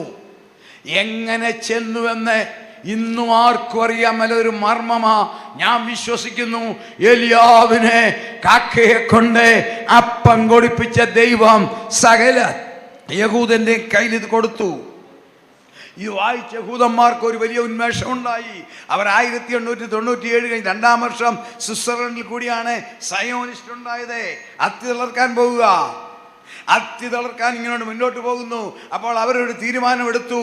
അന്ന് ഓട്ടോമൻ തുർക്കികളുടെ കയ്യിലാണ് ഈ ഇവരുടെ പലസ്തീൻ. അവരൊരു ഡെപ്യൂട്ടേഷൻ അയക്കാൻ തീരുമാനിച്ചു. ടർക്കിയിലെ സുൽത്താൻ്റെ അരികിൽ യഹൂദന്മാരാണെന്ന് പറഞ്ഞപ്പോൾ കാണാൻ പോലും സുൽത്താൻ അനുവദിച്ചില്ല. ഒടുവില്ല ആരുടെയോ എല്ലാം കയ്യോ കാലോ പിടിച്ച് സുൽത്താനെ മുഖം കാണിച്ചേച്ച് പറഞ്ഞു, ഞങ്ങൾ വന്നിരിക്കുന്ന ഡിമാൻഡുമായിട്ടൊന്നുമല്ല സുൽത്താൻ തിരുമേനി, ഞങ്ങളുടെ പിതാക്കന്മാരുടെ രാജ്യമാ പലസ്തീൻ, അത് ഞങ്ങളുടെ പിതാക്കന്മാരുടെ കുഴപ്പം കൊണ്ട് തട്ടിപ്പോയതാ. എങ്കിലും ഞങ്ങൾക്ക് ഞങ്ങളുടെ ന്യായപ്രമാണം വായിക്കാനും ഞങ്ങളുടെ പാപത്തെക്കുറിച്ച് ഓർത്തിരുന്ന് കരയാനും ഞങ്ങൾക്ക് ഞങ്ങളുടെ രാജ്യം വേണ്ട, ഞങ്ങളുടെ രാജ്യത്തിൻ്റെ തലസ്ഥാനമായ യെറുസലേമും വേണ്ട, ഞങ്ങളുടെ യെറുസലേമിൽ ഞങ്ങൾക്ക് തലയടിച്ചിരുന്നൊന്ന് കരയാൻ ഒരു അല്പസ്ഥലം മതി. എത്ര ഹമ്പിളായിട്ടുള്ള റിക്വസ്റ്റാണ്. ഞങ്ങളുടെ പിതാക്കന്മാരുടെ രാജ്യമാ വേണ്ട, പട്ടണവും വേണ്ട, പക്ഷെ ആ പട്ടണത്തിൽ ഞങ്ങൾക്ക് ഒരല്പസ്ഥലം, ഒരു സിനഗോഗ് പണിയാൻ, ഞങ്ങൾക്ക് തലയടിച്ച പ്രാർത്ഥിക്കണം, കരയണം. സുൽത്താൻ പറഞ്ഞ കേൾക്കണോ? ഒറ്റ കണ്ടീഷൻ. അവർക്ക് സന്തോഷമായി, ഇവർ പണക്കാരാ, അപ്പോൾ പൈസ ചോദിക്കുന്ന ഓർത്തത്. എന്ന് പറഞ്ഞു. സുൽത്താൻ പറഞ്ഞ കേട്ടോണം, നീലനദിയിലെ വെള്ളം ഒഴുകി യെരുസലേമിൽ കയറുമ്പം തരാം. നിങ്ങൾക്കത് മനസ്സിലാകത്തില്ല. നീലനദി എന്ന് പറഞ്ഞാൽ ആഫ്രിക്കയിൽ നിന്ന് ഒഴുകി വരുന്ന നദി, അത് മെഡിറ്ററേനിയൻ കടലിൽ കയറും, വീഴും. യെരുസലേം എന്ന് പറഞ്ഞാൽ അവിടുന്ന് 3200 അടി പൊക്കവാ. മനസ്സിലായോ? അത് നമ്മുടെ ഭാഷയെ പറഞ്ഞാൽ അറേബ്യൻ കടലിലെ വെള്ളം ഒഴുകി കോഴഞ്ചേരി കുരങ്ങമല കയറുമ്പോൾ ഞാൻ രക്ഷിക്കപ്പെടാൻ ഒരുത്തം പറഞ്ഞാൽ നടക്കുമോ? കളിയാക്കിയതാ. 3200 അടി പൊക്കത്തിൽ വെള്ളം കയറണം, കളിയാക്കി വിട്ടു. പക്ഷെ തമ്പുരാൻ കുറിച്ചു വെച്ചു. സ്വർഗത്തിലെ ദൈവത്തിന്റെ ഓർമ്മയുടെ പുസ്തകം മാലാഖിയിൽ പറയുന്നത്, ദൈവമക്കൾക്കെതിരായി ആരെല്ലാം എന്തെല്ലാം തീട്ടൂരങ്ങൾ എഴുതുന്നോ അത് മുഴുവൻ ദൈവദാസന്മാർക്ക് എഴുതയായി എഴുതുന്ന തീട്ടൂരങ്ങൾ സ്വർഗത്തിൽ റെക്കോർഡ് ചെയ്യും. 1-ാം ലോകമഹായുദ്ധം ആരംഭിച്ചു. ടർക്കി ബ്രിട്ടന്റെ സഖ്യകക്ഷി, ഈ പറഞ്ഞ സുൽത്താൻ, ജർമ്മനിയുമായിട്ടാ യുദ്ധം. ബ്രിട്ടന്റെ കുറുക്ക് വഴി കേൾക്കണോ? യുദ്ധം വേഗത്തിൽ ജയിക്കാൻ വെടിയായുധങ്ങൾ മുഴുവൻ ടർക്കി കൊണ്ടുവച്ചു. എന്നിട്ട് ബ്രിട്ടീഷ് മിലിറ്ററിയെ കപ്പലെ കയറ്റി വിട്ടു യൂറോപ്പിലോട്ട് അടിച്ചോളാൻ. സാധനം ഇവിടുന്ന് എടുത്ത് അടിച്ചോളാൻ എളുപ്പമുണ്ടല്ലോ, ട്രാൻസ്പോർട്ടേഷൻ എളുപ്പം, വേഗം വെസ്റ്റ് ഏഷ്യയിൽ നിന്ന് അടിക്കാം. ബുദ്ധിമാനായ ജർമ്മൻ അത് മനസ്സിലാക്കി. അവൻ എന്ത് ചെയ്യുന്നറിയാവോ? ടർക്കിയെ സ്വാധീനിച്ച് അവൻ മറുകണ്ഠം ചാടി. ചിലരുണ്ട് ഈ ആഴ്ച IPC, അടുത്ത ആഴ്ച TPM-ൽ, അത് കഴിഞ്ഞ് ചർച്ച് ഓഫ് ക്രൈസ്റ്റ്, ഇങ്ങനെ മറുകണ്ഠം ചാടുന്നത് ഞങ്ങളുടെ കോട്ടത്തുണ്ട്, ഇവിടെങ്ങുമില്ല. ടർക്കി മറുകണ്ഠം ചാടി, സംഗതി കുഴഞ്ഞു. ബ്രിട്ടീഷ് പട്ടാളമുണ്ട് യൂറോപ്പിൽ, വെടിവെക്കാൻ സാധനമില്ല, സംഗതി പോവുക, യുദ്ധം വരെ. അപ്പോൾ അടുത്ത ജർമ്മൻ ചെയ്ത പരിപാടി കേട്ടോ, നിങ്ങൾ ശ്രദ്ധിച്ച് കേട്ടോണത്, കഥ പോലെ കേൾക്കണം, സംഭവമാണ്. ബ്രിട്ടനിലിരിക്കുന്ന ജോർജ് അഞ്ചാമൻ ചക്രവർത്തി തൻ്റെ വെടിയായുധങ്ങൾ കടലിൽ കൂടി കൊണ്ടുപോയാൽ കടലിലെ മുക്കാൻ ബ്രിട്ടന്റെ കപ്പൽ ഇംഗ്ലീഷ് ചാനലിന്റെ ചുറ്റും വട്ടമിട്ടു. ഒറ്റ കപ്പൽ ഇംഗ്ലണ്ടിൽ നിന്നും പോകാൻ പാടില്ല, വെടിവായുധവുമായി വട്ടമിട്ടു. ചക്രവർത്തി പരാജയപ്പെടാൻ പോവുക, യുദ്ധം പരാജയപ്പെടാൻ പോവുക. അവിടുന്ന് മിലിറ്ററി വിളിച്ചു പറയുന്ന ആയുധം. അവിടുത്തെ മാഞ്ചസ്റ്ററിലെ ലാബറട്ടറി ഡയറക്ടറെ വിളിച്ച് ചക്രവർത്തി പറഞ്ഞു, നീ ഞാനും എല്ലാം തീരും. അദ്ദേഹത്തിൻ്റെ പേര് വൈസ് ചേസ്മാൻ. നിനക്ക് എന്തെങ്കിലും ചെയ്യാമെങ്കിൽ ചെയ്യും. അദ്ദേഹം ഒരു സയൻറ്റിസ്റ്റാണ്. അദ്ദേഹം പരീക്ഷണം നടത്തിയപ്പോൾ നൈട്രജനിൽ നിന്നും ശക്തിയുള്ള സ്ഫോടക വസ്തുക്കൾ ഉണ്ടാക്കി പരീക്ഷിച്ച ബെസ്റ്റ് സാധനം, അടിപൊളി നാടൻ ഭാഷയിൽ. പക്ഷെ ഇതെങ്ങനെ അവിടെ എത്തിക്കും? ആ മനപ്രയാസം പുള്ളിക്ക്. പക്ഷെ അദ്ദേഹം ആരാന്നറിയാവോ? ഒരു യഹൂദനാണ്. അദ്ദേഹം ആ ഭാരത്തോടെ രാത്രിയിൽ എടുത്ത് സിനിമാവാസിയല്ല തുറന്നത്. എനിക്ക് നിങ്ങൾക്ക് മനപ്രയാസമുണ്ട്, തിരുവചനം എടുക്കണം. അവരുടെ പഴയ നിയമവും സങ്കീർത്തനവും ഒക്കെയാണ് ഉള്ളത്. അദ്ദേഹം ആ വേലോടെ തിരുവചനം എടുത്തു. തിരുവചനം എടുത്തപ്പോൾ അദ്ദേഹത്തിന് കിട്ടിയ ഇയ്യോബിൻ്റെ പുസ്തകം 38-ാം അധ്യായത്തിലെ 22-ാം വാക്യമാ. നീ ഹിമത്തിൻ്റെ ഭണ്ഡാരത്തോളം ചെന്നിട്ടുണ്ടോ? കന്മഴയുടെ ഗ്രഹം നീ കണ്ടിട്ടുണ്ടോ? അവയെ ഞാൻ പോരും പടയുമുള്ള കഷ്ടകാലത്തേക്ക് സംഗ്രഹിച്ചിരിക്കുന്നു. ഇദ്ദേഹത്തിലെ സയൻസ് എഴുന്നേറ്റു. ബ്രിട്ടൻ പോരും പടയുമുള്ള കഷ്ടകാലം, ഹിമത്തിന്റെ ഭണ്ഡാരം, ശാസ്ത്രം എഴുന്നേറ്റു. അദ്ദേഹം രാത്രി ലാബറട്ടറി തുറന്നു, മഞ്ഞുകട്ടയുണ്ടാക്കി, താൻ സൃഷ്ടിച്ച സാധനം അതിനകത്ത് കവർ ചെയ്തു. വളരെ വിജയിച്ചു. ചക്രവർത്തിയോട് പറഞ്ഞു 2 ദിവസത്തിനകം എത്തിക്കാം. വളരെ രഹസ്യമായി ഇംഗ്ലണ്ടിലെ ലൈറ്റ് എല്ലാം ഓഫാക്കി ഇംഗ്ലണ്ടിലെ ഐസ് ഫാക്ടറി മുഴുവൻ 24 hours വർക്ക് ചെയ്തു. ഇഷ്ടംപോലെ ഐസ് കട്ടയുണ്ടാക്കി. ഇദ്ദേഹം നിർമ്മിച്ച ആ നൈട്രജനിൽ നിന്ന് നിർമ്മിച്ച സ്ഫോടക വസ്തു അതിനകത്ത് കവർ ചെയ്ത് ഇംഗ്ലീഷ് ചാനൽ കടലിൽ കൂടെ ഒഴുക്കി വിട്ടു. മഞ്ഞുകട്ട. ഈ മഞ്ഞുകട്ട ഇങ്ങനെ ഒഴുകിപ്പോകുമ്പോൾ ശത്രു സൈന്യമാകുന്ന ബ്രിട്ടൻ ബൈനോക്കുലറും വെച്ച് നോക്കിക്കൊണ്ടിരിക്കുക, ബ്രിട്ടൻ വല്ലതും കടത്തുന്നുണ്ടോന്ന്. അവൻ്റെ കപ്പലെ മുട്ടി മഞ്ഞുകട്ട പോകുമ്പോൾ അവൻ ഓർത്തു അന്റാർട്ടിക്കയിൽ നിന്ന് വരുന്ന അവനത് ഒന്നുകൂടെ കമ്പുകൊണ്ട് കുത്തി സ്പീഡ് കൂട്ടി യൂറോപ്പിലോട്ട് വിട്ടു. ഇതിൻ്റെ പേരാ ശത്രുവിൻ്റെ പാളയത്തിൽ ദൈവമക്കൾക്ക് ശ്രേഷ്ഠഭോജ്യം നൽകും. ആ മഞ്ഞുകട്ട അങ്ങോട്ട് അടിച്ചു വിട്ടു. അവിടെ ഇൻഫർമേഷൻ കൊടുത്തു. മഞ്ഞുകട്ട പിടിച്ചെടുക്കാൻ യുദ്ധം ജയിച്ചു. അങ്ങനെയാണ് യുദ്ധം ജയിച്ചത്. First world war. ജർമ്മനി പരാജയപ്പെട്ടു. വൈസ് ചേസ്മാനെ ചക്രവർത്തി വിളിച്ചു പറഞ്ഞു, നീ നമ്മുടെ രാജ്യത്തെ രക്ഷിച്ചു, നിനക്ക് എന്ത് വേണേലും തരാം. പണ്ട് രോതാവ് പറഞ്ഞ പോലെ എന്ത് വേണേലും തരാം. ഞങ്ങളുടെ കോട്ടയംകാരാണ് പറഞ്ഞേനെ മുണ്ടക്കയത്ത് ഒരു 1000 ഏക്കർ റബ്ബർ തോട്ടം തരാൻ. ഇദ്ദേഹം പറഞ്ഞ കേൾക്കണോ? ഇതാണ് എൻ്റെ ചക്രവർത്തി, എനിക്കൊന്നും വേണ്ട, ഞങ്ങളുടെ പിതാക്കന്മാരുടെ പട്ടണമാകുന്ന ജെറുസലേം ഞങ്ങൾക്ക് മേടിച്ചു തരണം. സംഗതി തിരിയുന്നുണ്ടോ? അത്തി തളർക്കാൻ പോവുക. ബ്രിട്ടൻ ഒന്നാമത് ടർക്കിയോട് ചൊരുക്ക മറുകണ്ഠം ചാടിയേന്. ഉടൻ ബ്രിട്ടീഷ് ചക്രവർത്തി ബ്രിട്ടീഷ് സേനാനായകനായ ജനറൽ അല്ലൻബിക്ക് ഇൻഫർമേഷൻ കൊടുത്തു, ഇങ്ങോട്ട് വരണ്ട, ജെറുസലേമിലേക്ക് മാർച്ച് ചെയ്ത് ജെറുസലേം പിടിച്ചെടുത്ത് യഹൂദന് കൊടേ. അങ്ങനെ ജനറൽ അല്ലൻബി പോവുകയാണ്. എങ്ങോട്ട്? ജെറുസലേമിലേക്ക്. ഇത് കേട്ട് ടർക്കി വരണ്ട് നിൽക്കുക. അപ്പൊ സ്വർഗത്തിലെ ദൈവം പേജ് തുറന്നു നോക്കിയപ്പം പണ്ടൊരു കാര്യം പറഞ്ഞിട്ടുണ്ട്, നീലനദിയിലെ വെള്ളം ഒഴുകി എവിടെ കയറണം? ജെറുസലേമിൽ കയറുമ്പോൾ തരാം. അന്ന് അതുകൂടെ ഒന്ന് കാണിച്ചു കൊടുത്തേക്കാൻ തമ്പുരാൻ തീരുമാനിച്ചു. ഈ ബ്രിട്ടീഷ് പട്ടാളത്തിന്റെ മൂവ്മെന്റ് സ്ലോ. അന്വേഷിച്ചപ്പം പറഞ്ഞു പട്ടാളക്കാർക്കല്ല ഡയറിയ, വയറ്റിളക്കം. നമ്മളാണെ പറഞ്ഞതന്നെ മത്തി കൂട്ടിയതാണ്. അവർ ലാബറട്ടറി അയച്ചു. മിലിറ്ററി അവരുടെ സ്പെസിമെൻ പരിശോധിച്ച് പറഞ്ഞു, അവർക്ക് കൊടുത്ത സർട്ടിഫിക്കറ്റ് കേൾക്കണോ? ഇവർ ഡിഫറൻറ്റ് വെള്ളം കുടിച്ചത് കൊണ്ടാണ് ഈ കുഴപ്പം. അതുകൊണ്ട് ഞങ്ങൾ റെക്കമെൻഡ് ചെയ്യുന്നു, കിട്ടാവുന്ന അവൈലബിൾ ആയിട്ടുള്ള ഏറ്റവും നല്ല വെള്ളം നീലനദിയിലെ വെള്ളമാ, അത് ക്ലോറിനേറ്റ് ചെയ്ത് ഇവർക്ക് കൊടുക്കണം. ബ്രിട്ടനിൽ നിന്ന് ശക്തിയുള്ള ജനറേറ്ററും ശക്തിയുള്ള ഹോസും ചെന്ന് പട്ടാളത്തിൻ്റെ മുമ്പിൽ ഹോസിട്ട് ആദ്യത്തെ ബ്രിട്ടീഷ് പട്ടാളക്കാരൻ ജെറുസലേമിൽ കാലുകുത്തുന്നതിന് മുൻപേ നീലനദിയിലെ വെള്ളം ജെറുസലേമിൽ പതിച്ചു. ഒരു യുദ്ധവുമില്ലാതെ മേടിച്ചു കൊടുത്തു. അത്തി തളർക്കാൻ പോകുക. ദൈവമക്കളെ പരിഹസിച്ചാൽ, ദൈവദാസന്മാരെ പരിഹസിച്ചാൽ ആ നാണയത്തിൽ തമ്പുരാൻ ചെയ്യും. എനിക്ക് ഒത്തിരി ഉദാഹരണങ്ങൾ പറയാനുള്ള സമയമില്ലല്ലോ. നോട്ട് വന്നു. 1948, നമ്മുടെ വിഷയത്തിലേക്ക് വേഗം കയറി വരാം. മെയ് 14 യുണൈറ്റഡ് നേഷൻസ് റെസൊല്യൂഷൻ പാസ്സാക്കി. അമേരിക്ക കൊണ്ടുവന്നു, മറ്റ് രാജ്യങ്ങൾ സപ്പോർട്ട് ചെയ്തു. ഇസ്രായേൽ എന്ന രാജ്യം ഉണ്ടായി. നോക്കിക്കേ, 2000 വർഷം മുമ്പ് കർത്താവ് പറഞ്ഞു, അത്തിയെ നോക്കി നിങ്ങളൊരു ഉപമ പഠിപ്പിൻ. 5 പ്രവചനം. കർത്താവ് എപ്പോൾ വരും? അത് തളിർക്കും. 1948 മെയ് 14 തളിർത്തു. കൊമ്പിളതാകും എന്ന് പറഞ്ഞാൽ ഫ്ലറിഷ് ആവും. ലോകത്തിന്റെ സകല രാജ്യങ്ങളുടെ മുമ്പിലായി. എല്ലാ സിസ്റ്റത്തിലും ലോകത്തിൽ ഒരു രാജ്യവും അവനോട് കിടപിടിക്കത്തില്ല. നമ്മുടെ ഇന്ത്യക്ക് മിസൈൽ തരുന്ന അവരാ. Technology, medical technology, agriculture technology, എല്ലാം അവർ മുമ്പിൽ. എൻ്റെ കർത്താവ് പറഞ്ഞു, ഇത് പ്രത്യേക ജനതതി, അവൻ്റെ ബുദ്ധി വേറെയാ. ഞാൻ പറഞ്ഞില്ലേ, ഈ ഹമാസുമായിട്ടുള്ള ആ യുദ്ധത്തിലൊക്കെ ഉണ്ടല്ലോ, ഒറ്റ പട്ടാളക്കാരൻ ചത്തില്ല. അവരോർത്ത് മരിച്ചത് അവൻ കയറ്റി വിട്ടത്. ആർട്ടിഫിഷ്യൽ ഇൻ്റലിജൻസാ അതിനകത്തിരിക്കുന്നത്. പട്ടാളക്കാരൻ അവൻ്റെ വീട്ടിലാണ്. അത്ര ബുദ്ധിയുള്ളവൻ.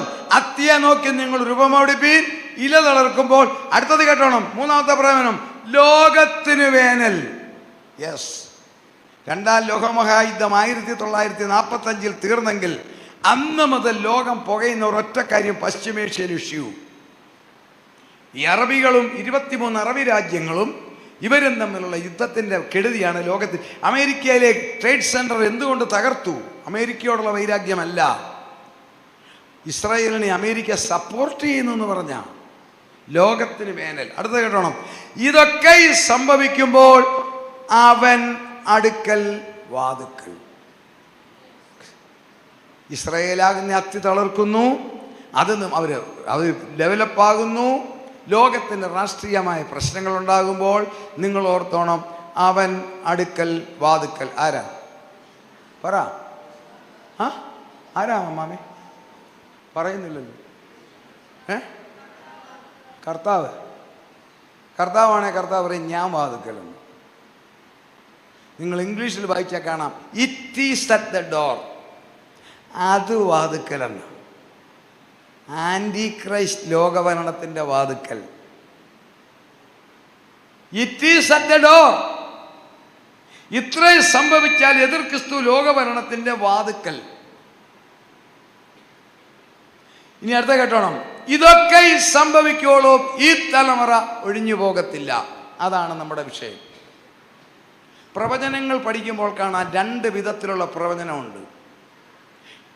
ചെറിയ പ്രവചനങ്ങൾ ഇമ്മീഡിയറ്റ് എഫക്റ്റിൽ തീരും, നിവർത്തിക്കും. യോനായുടെ പ്രവചനം ഒരു ചെറിയ പ്രവചനമാണ്, അത് ഉടനെ തീർന്നു, അതിൻ്റെ ബാക്കിയൊന്നുമില്ല. എന്നാൽ മേജർ പ്രവചനങ്ങൾ യെശയ്യാവ്, യെരമ്യാവ്, ദാനിയേല്, ഇതൊക്കെ മേജർ പ്രവചനങ്ങളാണ്. അതിലേറ്റവും മേജർ പ്രവചനമാണ് യെശയ്യാവ്. നിങ്ങൾ ശ്രദ്ധിച്ചേ, 2 കാര്യങ്ങൾ നിവർത്തിച്ചു യെശയ്യാ പ്രവചനത്തിലെ. ഒരു കാര്യം നിവർത്തിക്കാനുണ്ട്. യേശുവിൻ്റെ ജനനത്തെക്കുറിച്ച് പ്രവചിച്ചു 700 വർഷം മുമ്പേ. ഇശായിയിൽ നിന്നൊരു കുറ്റി മുളയ്ക്കും. യേശുവിൻ്റെ ക്രൂശ് മരണത്തെക്കുറിച്ച് പ്രവചിച്ചു. നമ്മൾ കർത്തൃമേശയിൽ വായിക്കും, 53-ാം അധ്യായം അല്ലേ? രോമം കത്രിക്കുന്നതോട് മുൻപാകെ നിൽക്കുന്ന കുഞ്ഞാടിനെ പോലെ അവൻ നിന്നു. നിവർത്തിച്ചു. ഇനിയും നിവർത്തിക്കാനുള്ളത് യെശയ്യാ പറയുന്നു, ചെന്നായും കുഞ്ഞാടും ഒന്നിച്ചു പാർക്കും. പാല് കുടിക്കുന്ന കുഞ്ഞ് സർപ്പത്തിൻ്റെ കോതിങ്കൽ കൈയിടും. സിംഹം കാളയെന്ന പോലെ പുല്ല് തിന്നും. അത് ഇന്നല്ല, അത് നിവർത്തിച്ചിട്ടില്ല. അത് നിവർത്തിക്കുന്നത് കർത്താവ് രാജാവാകുമ്പോഴാണ്. കന്യകാമറിയാമിനോട് ഗബ്രിയേൽ മാലാഖ പറഞ്ഞ പ്രവചനം 4 കാര്യമേ നിവർത്തിച്ചുള്ളൂ, ബാക്കി നിവർത്തിക്കാൻ കിടക്കുക. നീ ഗർഭം ധരിക്കും, ഒരു മകനെ പ്രസവിക്കും, യേശു എന്ന് പേരിടും, അത്യുന്നതന്റെ പുത്രൻ എന്ന് വിളിക്കപ്പെടും. നിവർത്തിച്ചു. പിതാവായ ദൈവം ദാവീദിന്റെ സിംഹാസനം അവന് കൊടുക്കും.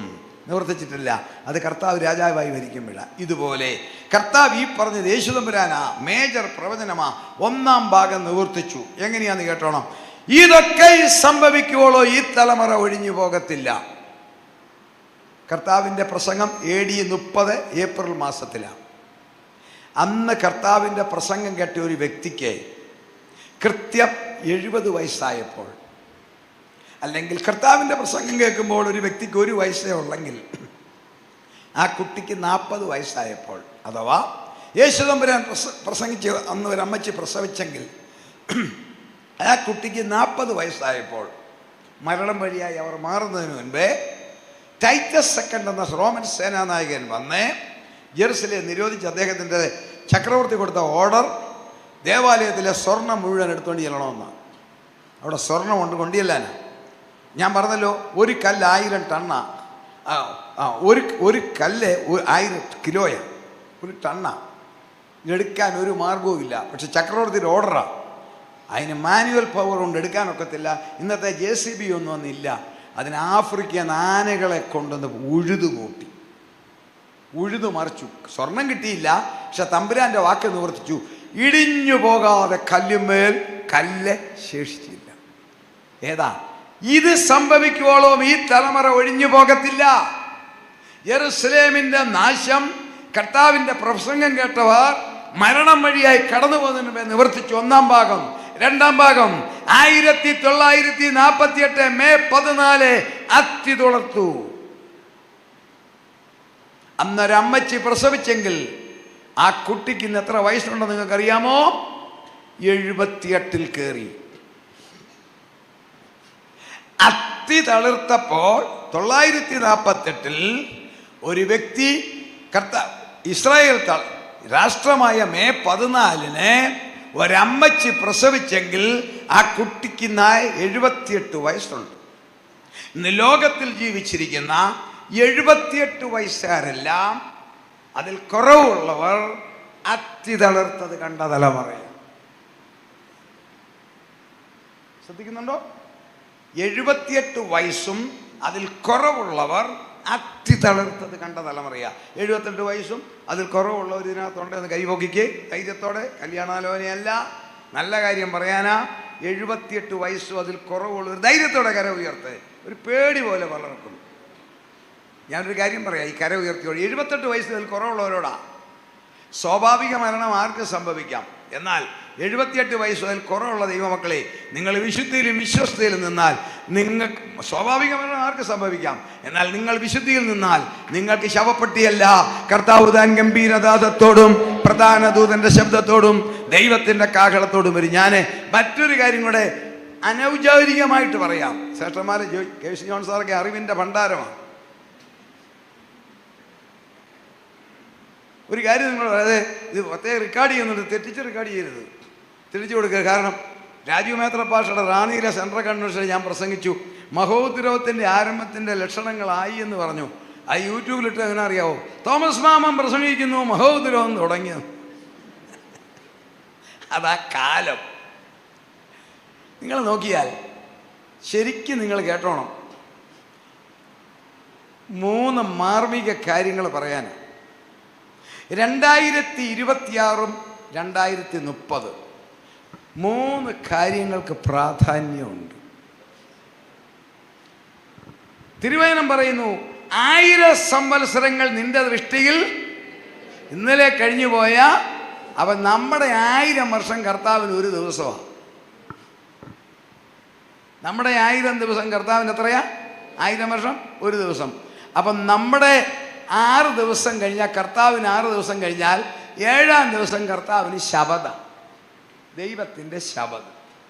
ലോകം ഉണ്ടായി 2000 വർഷം കഴിഞ്ഞപ്പോഴാണ് ജലപ്രളയം. വീണ്ടും ലോകമുണ്ടായി 2000 വർഷം കഴിഞ്ഞപ്പോഴാണ് കർത്താവ് അവതരിച്ചത്. 2000-ൽ ഒന്ന് വ്യത്യാസം കണ്ടോ? ആദ്യത്തെ 2000-ൽ ജലപ്രളയം, രണ്ടാമത്തെ 2000-ൽ എന്താ?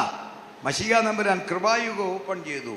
ഇനിയും കേട്ടോണം, യേശു ജനിച്ചത് BC 4-ലാണ്.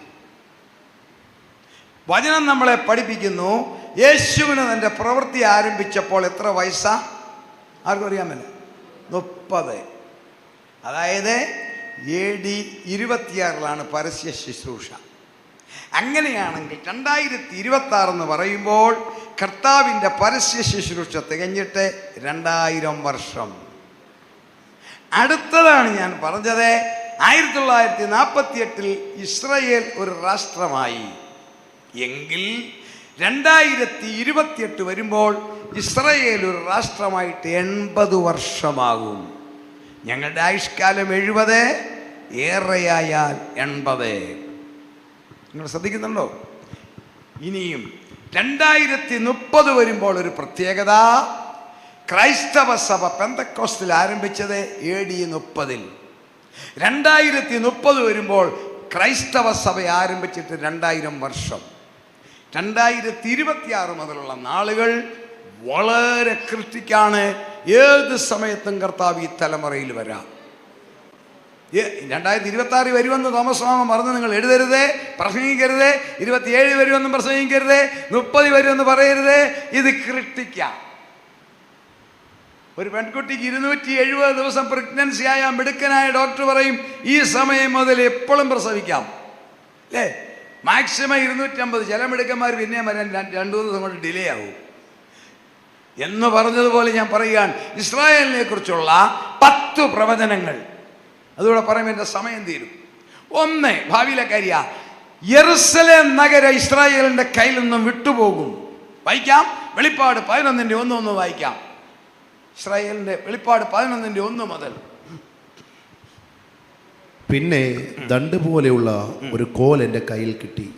കൽപ്പന ലഭിച്ചത്, നീ എഴുന്നേറ്റ് ദൈവത്തിന്റെ ആലയത്തെയും യാഗപീഠത്തെയും അതിൽ നമസ്കരിക്കുന്നവരെയും അളക്കുക. അടുത്ത വാക്യം, ആലയത്തിന് പുറത്തുള്ള പ്രാകാരം അളക്കാതെ വിട്ടേക്കുക. അടുത്ത ശ്രദ്ധിച്ചോണം.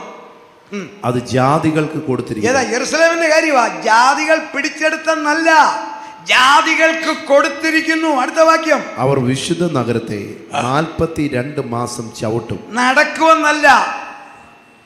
10 പ്രത്യേകതകൾ ക്രൈസ്തവർക്കും 3 പ്രത്യേകത യഹൂദനും 3 പ്രത്യേകത ഇസ്ലാമിനുമുള്ള ഈ വിശുദ്ധ നഗരം ജാതികൾക്ക് യഹൂദന്മാർ കൊടുക്കും. അവർ ചവിട്ടും. എങ്ങനെയാണെന്നറിയാമോ? കർത്താവിന്റെ വരവിന് ശേഷം എതിർ ക്രിസ്തു വരും. യോഹന്നാൻ 5:43, ഞാൻ എൻ്റെ പിതാവിൻ്റെ നാമത്തിൽ വന്നു, നിങ്ങൾ എന്നെ കൈക്കൊള്ളുന്നില്ല, മറ്റൊരുത്തൻ സ്വന്തം നാമത്തിൽ വന്നാൽ കൈക്കൊള്ളും. ദാനിയേൽ 8 പറയുന്നവൻ നയമുള്ളവനാ. നയബുദ്ധിയാൽ തൻ്റെ കാര്യം നേടും.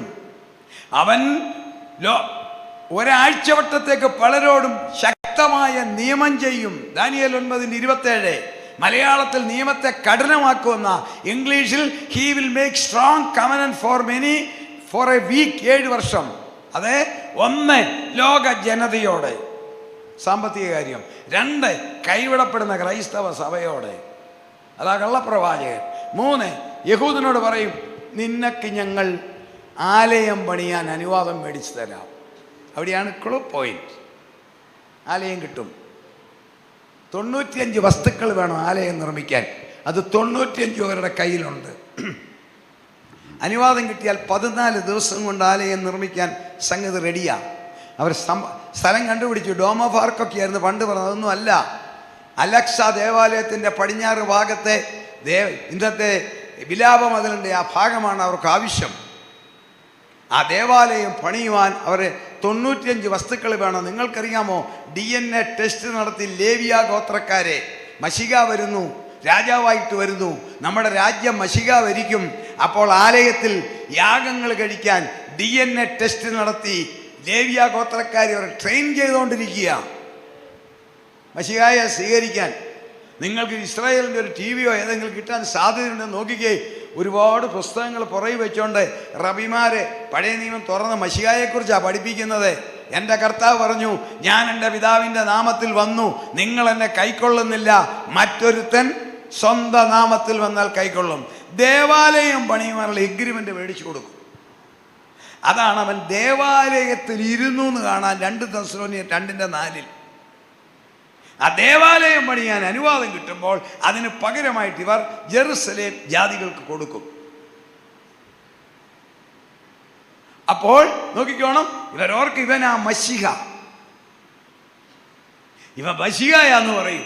കാരണം നമുക്ക് ദേവാലയം പണിയാൻ മേടിച്ചു തന്നു. ഇതിനു മുമ്പ് ആരെ കൊണ്ട് സാധിച്ചില്ല, ദേവാലയം കിട്ടിയില്ലേ. അങ്ങനെ ഇരിക്കുമ്പോൾ അവൻ തനിനിറം കാണിക്കും. വെളിപ്പാട് 13:14 എന്തുവാ? മൃഗത്തിൻ്റെ പ്രതിമ നമസ്കരിക്കേണ്ടതിനും നമസ്കരിക്കാത്തവരെയൊക്കെ കൊല്ലിക്കേണ്ടതിനും മൃഗത്തിൻ്റെ പ്രതിമയ്ക്ക് ആത്മാവിനെ കൊടുക്കും. അതാണ് ഇന്ന്, അതിന് വേണ്ടിയിട്ടാണ് ഇന്നത്തെ ആർട്ടിഫിഷ്യൽ ഇൻ്റലിജൻസ്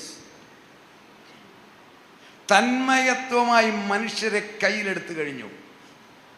AI നമ്മുടെ ഇവിടെയൊക്കെ വളരെ കുറവാണ്. മാക്സിമം റോഡിൽ ട്രാഫിക്കുകാരെ പിടിക്കാൻ വെച്ചിട്ടുള്ള പരിപാടിയേ ഉള്ളൂ. പക്ഷേങ്കിൽ മറ്റ് രാജ്യങ്ങളിലൊക്കെ സകല പരിപാടിയും AI. സകല പരിപാടി AI. എന്തിനാ? ജനത്തെ അങ്ങ് അടുപ്പിക്കുക, ആകർഷിച്ച്. ഓഫീസുകളിലെല്ലാം കൈകാര്യം ചെയ്യുന്ന AI. പടിഞ്ഞാറൻ രാജ്യങ്ങളിൽ മിക്ക ഓഫീസുകളിലും ആളുകളെ വേണ്ട. നിങ്ങളുടെ ആരെങ്കിലും UAE-യിലോ അമേരിക്കയിലോ ഇംഗ്ലണ്ടിലോ ഒക്കെ ആണത് വിളിച്ചു ചോദിച്ചേ, മുഴുവൻ AI. കേരളത്തിലും വരുന്നു. നമ്മുടെ വിഷയം, നമ്മുടെ പ്രായമുള്ള നമ്മുടെ ആളുകളെ നോക്കാൻ ആരുമില്ല. ഇനിയിപ്പം ബംഗാളിയാ കൈയും കാലും തിരുമ്പി അവനും പോയി. ഇപ്പം അതിനും വരുന്ന AI വരുന്നു. വീട്ടിൽ ഇവിടെ കേരളത്തിലേക്ക് വരാൻ പോവുക. വേഗം വരും. ഒരിക്കൽ കാശ് കൊടുത്താൽ മതി. കറക്റ്റ് സമയത്ത് വേണ്ടുന്ന ഗുളിക തരാതരം എടുത്തു തരും, ഷർട്ട് എടുത്തു തരും, കുക്ക് ചെയ്ത് തരും, കാല് തിരുമിത്തരും, കൈ തിരുമിത്തരും, കയ്യെ പിടിച്ച് നടത്തും, കുളിപ്പിക്കാൻ കൊണ്ടുപോകും, വരുന്നു. ഇത് കിട്ടിയ ആരാ വേണ്ടെന്ന് വെക്കുന്നത്? പക്ഷെ അതിൻ്റെ പുറകിൽ ഒരു മർമ്മമുണ്ട്. കൃത്രിമ ബുദ്ധി എന്ന് പറഞ്ഞാൽ ആർട്ടിഫിഷ്യൽ ഇൻ്റലിജൻസ് സകല ഇമേജ് റിഫ്ലക്റ്റ് ചെയ്യാൻ സാധിക്കുന്ന സകലത്തും അവൻ്റെ പ്രതിമ വെളിപ്പെടും. അതിൻ്റെ ട്രയൽ വിജയിച്ചു ജർമ്മനിയിൽ. കഴിഞ്ഞതിൻ്റെ തലേ വർഷം ഒരു ഇവാഞ്ചലിക്കൽ പള്ളിയിൽ 400ഓളം വിശ്വാസികളുടെ ചെന്നപ്പം പുതിയ പാസ്റ്റർ ശുശ്രൂഷകൻ 40 മിനിറ്റ് പുള്ളി പ്രസംഗിച്ചു. അതിശക്തമായ പ്രസംഗം. ജനമന്തി ഒരു പരിചയമില്ല. പ്രസംഗം അവസാനിപ്പിച്ചപ്പോൾ അദ്ദേഹം പറഞ്ഞു, എനിക്ക് അഭിമാനമുണ്ട്, ലോകത്തിലെ ആദ്യത്തെ ആർട്ടിഫിഷ്യൽ ഇൻ്റലിജൻസ് പാസ്റ്ററാണ് ഞാൻ. ജനം അന്തിച്ചു പോയി. പിന്നെ ഒരു കാര്യം കൂടെ പുള്ളി പറഞ്ഞു, ഈ യോഗം തീർന്നു പോകുമ്പോൾ ഇതിൻ്റെ ഭാരവാഹികൾ എന്നെ എടുത്ത് സൈഡ് റൂമിൽ കൊണ്ട് പ്ലഗ് കുത്തി ഇട്ടേക്കണം, അടുത്ത ആഴ്ചത്തേക്ക് എനിക്ക് ചാർജ് കിട്ടാൻ. മനസ്സിലായോ? അവർക്ക് സന്തോഷം. എന്നാ അറിയോ? ഈ പാസ്റ്റർ വീട്ടിൽ വരത്തില്ല, ചായ കൊടുക്കണ്ട, കൈമുടക്ക് കൊടുക്കണ്ട. ഈ പാസ്റ്റർക്ക് പാസനേജ് കൊടുക്കണ്ട, കാറ് കൊടുക്കണ്ട, പെട്രോൾ കൊടുക്കണ്ട. പുള്ളി അവിടെ കിടന്നോളും, കുത്തിയിട്ടാൽ മതി, പിറ്റേ ആഴ്ച ചാർജ് ആകും. അതുവരെ ലോകത്തിൽ സംഭവിച്ചെങ്കിൽ നോക്കിക്കേ, ബുദ്ധിയുള്ളവർ ചിന്തിച്ചുകൊള്ളുക. മൃഗത്തിൻ്റെ പ്രതിമ സംസാരിക്കേണ്ടതിനും സംസാരിക്കുന്ന പ്രതിമയെ നമസ്കരിക്കണമെന്നും അവൻ നിയമമിടും. കാരണം അവന് ഭൂമിയിൽ ദൈവമാകണം. അടുത്തത് കേട്ടോണം. ഇസ്രായേൽ ഒരു വലിയ വിഭാഗം ചെറുക്കും. അപ്പോഴാണ് പീഡ. അപ്പോൾ നീ സമയം പോയി, റഷ്യ കയറി വരും. അതിനായി ഇപ്പോഴത്തെ ഉക്രൈൻ യുദ്ധം അറിയോ? കമ്പിവാചകം പോലെ പറയാം. ഉക്രൈൻ യുദ്ധം എന്തിനാണെന്നറിയാവോ? ഒറ്റ വാക്യത്തിൽ പറഞ്ഞു നിർത്താം. ഉക്രൈൻ യുദ്ധം 2014 അവർ പറഞ്ഞു, ഞങ്ങൾ 2024 ശേഷം ഞങ്ങളുടെ മുഴുവൻ കപ്പലുകളും ബ്ലാക്ക് സീയിൽ ഞങ്ങൾ ഡിപ്ലോയ് ചെയ്യും, ആറ്റം കപ്പലുകൾ. ഉക്രൈൻ ആരാ, റഷ്യ ആരോ എന്നൊക്കെ പറയേണ്ടതാണ്. ഉക്രൈൻ ഒരു പ്രത്യേകതയുണ്ട്. ലോകത്തിലെ ഇന്നും വിശ്വാസ സ്നാനം ഗവൺമെൻറ് സപ്പോർട്ടിൽ നടത്തുന്ന രാജ്യമാണ്. 2, ഏറ്റവും അധികം യഹൂദന്മാരെ 2ാം ലോകമായ യുദ്ധത്തിൽ സംരക്ഷിച്ച രാജ്യമാണ്. 3, പണ്ട് സേരസിനോട് ഹാമാൻ്റെ ഭാര്യ പറഞ്ഞു, സേരസ് ഹാമാനോട്, നീ ഏത് കളി കളിച്ചാലും മൊർദെഖായിട്ടിരിക്കാൻ നേടത്തില്ല, കാരണം അവൻ ആരാ? നമ്മുടെ വഴിയാൻ പെന്തിക്കോസുകാരനാണ് എന്ന് പറഞ്ഞ പോലെ അവിടെ ഇരിക്കുന്ന സെലൻസ്കി യഹൂദനാണ്. എന്നാന്നറിയോ ഈ യുദ്ധം പിടിക്കാൻ കാരണം? ഒത്തിരി ചരിത്രമുണ്ട്, ഞാൻ വേഗം പറയാം. ബ്ലാക്ക് സീ റഷ്യക്ക് വേണം. ബ്ലാക്ക് സീ വേണമെങ്കിൽ ഉക്രൈൻ കയ്യിൽ വേണം. ഇപ്പം അറേബ്യൻ കടൽ ഒരു പരിപാടി ഇന്ത്യ ഗവൺമെൻറ് നടത്താൻ പഞ്ചാബുകാരെ കൊണ്ടോ ബീഹാറുകാരെ കൊണ്ടോ പറ്റത്തില്ല, കേരളം വേണം. ഇതുപോലെ യെഹെസ്കേൽ പുസ്തകം 38:9 പറയുന്നുണ്ട്, നീ മഴക്കോൾ പോലെ വരുമെന്ന്. നീ എങ്ങനെ വരും പറഞ്ഞേ? മഴക്കോൾ വരുന്ന റോഡിൽ കൂടെ ആണോ? എതിലെയാണ് വരുന്നത്? ആകാശത്തിൽ കൂടെ. അപ്പം ഇന്നത്തെ ഭാഷയെ മഴക്കോൾ എന്നതാ മിസൈൽ. ആശയം മനസ്സിലായോ? ഇവന്റെ കപ്പലുകൾ ബ്ലാക്ക് സീയിൽ കൊണ്ടിട്ടിട്ട് അവിടുന്ന് മിസൈൽ അടിച്ചാൽ അവിടുന്ന് 800 മൈലേ ഉള്ള ജെറുസലേം, ഇവന്റെ മിസൈലിന്റെ സ്പീഡ് 700 മൈല. 1 മണിക്കൂറും 5 മിനിറ്റും കൊണ്ടും ഇവൻ മിസൈൽ അടിച്ച് അവിടെ തുരുതുര വർഷിപ്പിച്ച് ഇസ്രായേലിനെ വല്ലാണ്ടാക്കുമ്പോഴാണ് ഇസ്രായേൽ അഭയാർത്ഥികളായി മരുഭൂമിയിലേക്ക് ഓടിപ്പോകും. 12:14 പക്ഷെങ്കിൽ ദൈവം ഇവനെ ശിക്ഷിക്കും. അതും സയൻസ് കണ്ടുപിടിച്ചു. റഷ്യയുടെ അവസാനം അവിടെ നിങ്ങൾ 38, 20, 21, 22 വീട്ടിൽ പോയി വായിക്കണം. 20 കാണാം. എന്നറിയോ? അതിശക്തമായ ഭൂകമ്പം അടിക്കും. റഷ്യൻ പട്ടാളം ഇസ്രായേലിനെ കവർ ചെയ്ത് നിൽക്കും. അവിടെ ഭൂകമ്പം ഉണ്ടാവും. റഷ്യൻ പട്ടാളം നശിക്കും. 2, ഒരു പാലക്കടിക്കും. അങ്ങോട്ടും ഇങ്ങോട്ടും ആശയക്കുഴപ്പം വരും. റഷ്യൻ പട്ടാളം തമ്മിലടിക്കും. 3-ാമത്തത് ഗൗരവം. കർത്താവ് എഴുതിയിട്ടുണ്ട് 21-ാമത്, ഞാൻ തീ അയക്കും. ഇതൊക്കെ ഒടുവിൽ വെളിപ്പെട്ടത് കണ്ടോ? ഇന്തോനേഷ്യയിലെ ഏറ്റവും വലിയൊരു യൂണിവേഴ്സിറ്റിയാണ് മൊനാഷ് യൂണിവേഴ്സിറ്റി. അവർ ലോകം മുഴുവൻ പരിശോധന നടത്തിയപ്പം ഈ പറഞ്ഞ കരിങ്കടലുണ്ടോ, ബ്ലാക്ക് സീക്ക് ഒരു പ്രത്യേകത. അതിനകത്ത് ഉപരിതല മത്സ്യമേ ഉള്ളൂ, ആഴക്കടൽ മത്സ്യമില്ല. നമ്മുടെയൊക്കെ കടലിൽ ആദ്യം ഉപരിതല മത്തിയും കയലയും ഈ ഒക്കെ ഉപരിതലമാണ്. ആഴക്കടൽ മത്സ്യമാണ് വലുത്. ഒറ്റ ആഴക്കടൽ മത്സ്യം ബ്ലാക്ക് സീയിലില്ല. എടാ, ഇതെൻ്റെ കാര്യം എന്നറിയണ്ടേ? അവർ പരിശോധിച്ചപ്പോൾ ഒരു കാര്യം മനസ്സിലായി. 100 അഗ്നിപർവ്വതം പൊട്ടാൻ റെഡിയായിട്ട് നിൽക്കുക. അതിനടി 1, 2 അല്ല, 100 എണ്ണം അവർ എണ്ണി.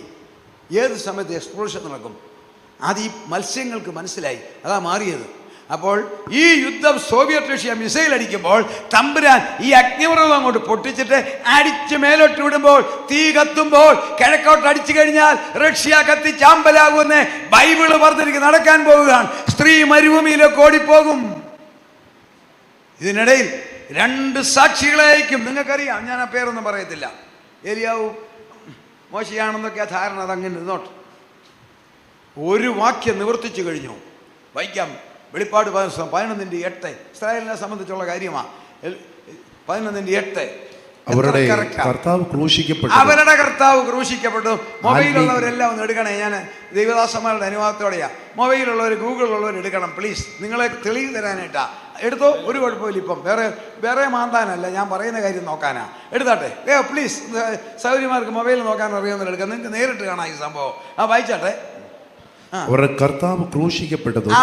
കർത്താവ് ക്രൂശിക്കപ്പെട്ടതും ആത്മീകമായി സോദോം എന്നും മിസ്രൈം എന്നും പേരുള്ളതുമായ മഹാനഗരത്തിന്റെ വീതിയിൽ അവരുടെ ശവം കിടക്കും. എവിടെയാണെന്നറിയാം? ആത്മീയമായി സോദോം, മഹാനഗരമാകുന്ന ജെറുസലേമിനെ 2000 വർഷം മുമ്പ് പ്രവാചകൻ പറയുന്നു, ഈ വിശുദ്ധ നഗരത്തിന് ഒരു പേര് കിട്ടും. എന്നതാ? പറ. സോദോം. സോദോം എന്ന് പറഞ്ഞാൽ എന്നാ? സെയിം സെക്സ്, സ്വവർഗ ഭോഗം, ഹീനമായ പാപം.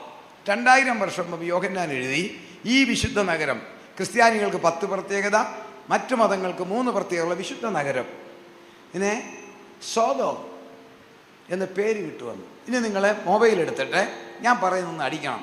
ഇംഗ്ലീഷ് അടിക്കാൻ അറിയാതെ please. Jerusalem gay parade 2024. Jerusalem English gay, GEY, gay, parade PAROD, parade 2024 എന്ന് അടിച്ചിട്ട് കിട്ടുന്ന പടം കിട്ടിയ സഹോദരനോ സഹോദരിയോ ഒന്ന് ഉയർത്തി കാണിച്ചാട്ടെ. ജെറുസലേം ഗേ പരേഡ് 2024 or 25 അടി. ഗേ പരേഡ് GEY അടിക്കണം. ഗേ, ജെറുസലേം ഗേ പരേഡ്. ഗേ എന്ന് പറഞ്ഞാൽ ചാക്കോച്ച കുഞ്ഞപ്പനെ കല്യാണം കഴിക്കുന്നതിൻ്റെ പേര് ഗേ. ലെസ്ബിയൻ എന്ന് പറഞ്ഞാൽ അന്നമ്മ കുഞ്ഞമ്മയെ കല്യാണം കഴിക്കുന്ന ലെസ്ബിയൻ. ആർക്കെങ്കിലും കിട്ടിയെങ്കിലും എടുത്ത് കാണിക്കണം. Jerusalem gay parade.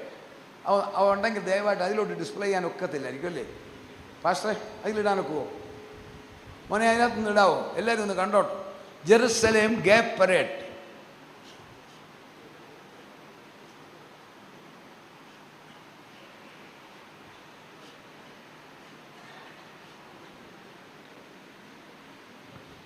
കിട്ടിയവരൊന്ന് പൊക്കി കാണിച്ച്, കൈ പൊക്കി കാണിച്ച്.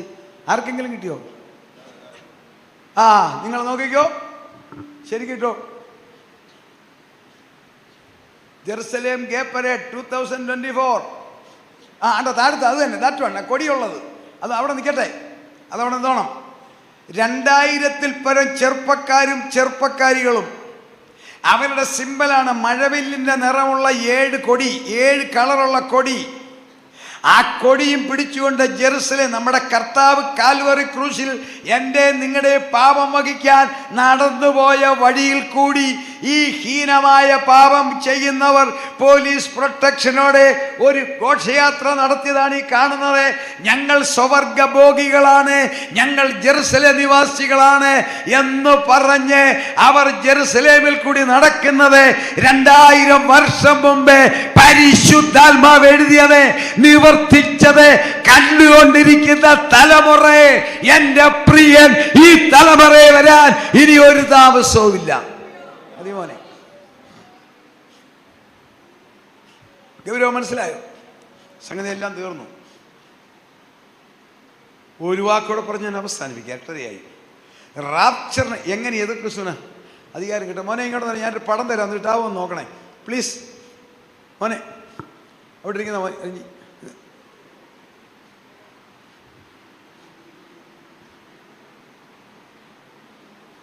എങ്ങനെ എതിർ ക്രിസ്തുവിന് ഈ ഭൂമി കിട്ടും? എങ്ങനെ അവൻ ഭരിക്കും? ആരെങ്കിലും രാജ്യം വിട്ടുകൊടുക്കും?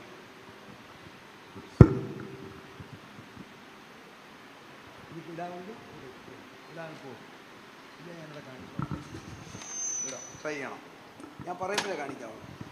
കർത്താവിൻ്റെ വരവെന്ന് പറഞ്ഞാൽ സഭ എടുക്കപ്പെടും, പക്ഷെങ്കിൽ അതിൻ്റെ ആക്ഷൻ ലോകത്തിന് വഹിക്കാനൊക്കത്തില്ല.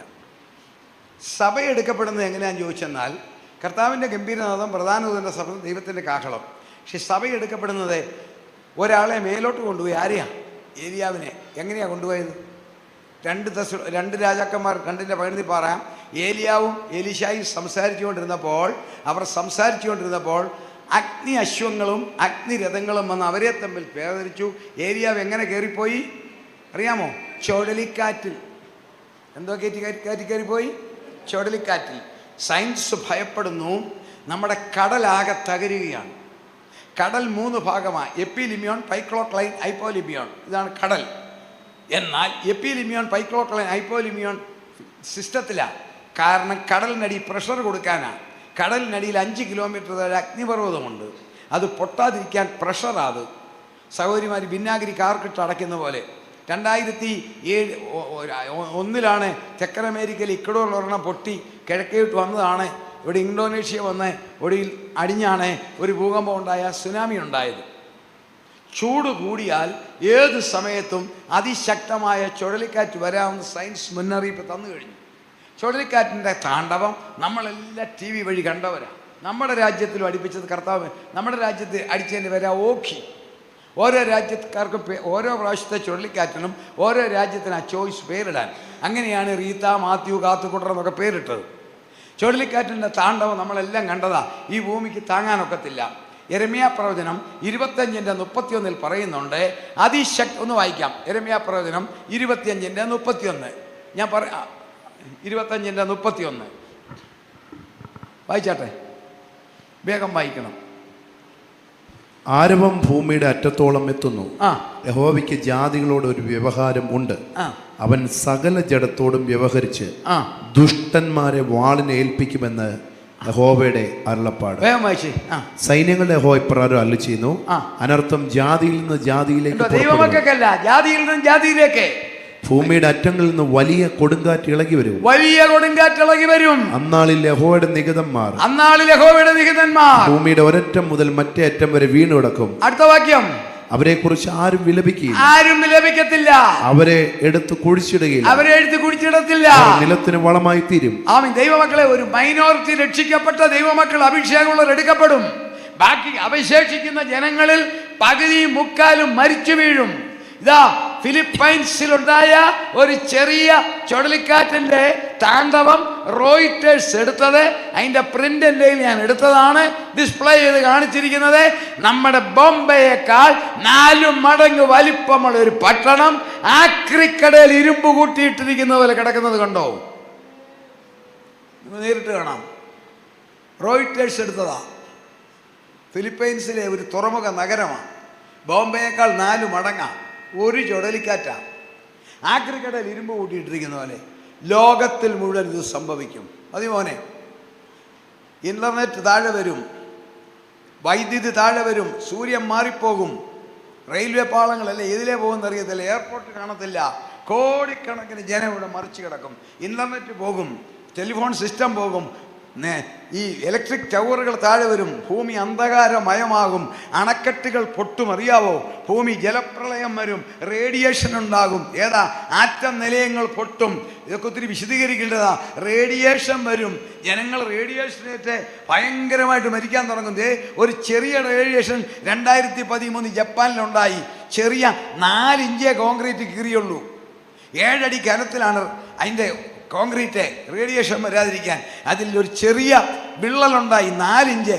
നിങ്ങൾക്കറിയാവോ, 210 ജപ്പാൻകാരുടെ ശവം റോഡിൽ അടക്കാൻ ആളില്ലാതെ കിടന്നു. ഇന്ത്യയിൽ നിന്നാണ് അത്യാവശ്യമായിട്ട് 25,000 കുപ്പി പ്ലെയിനിൽ ഇട്ടുകൊടുത്തു. എന്നിട്ട് ആ പ്ലെയിൻ നേരെ ചാടിപ്പോന്നു, അവിടെ ഇറങ്ങിയില്ല.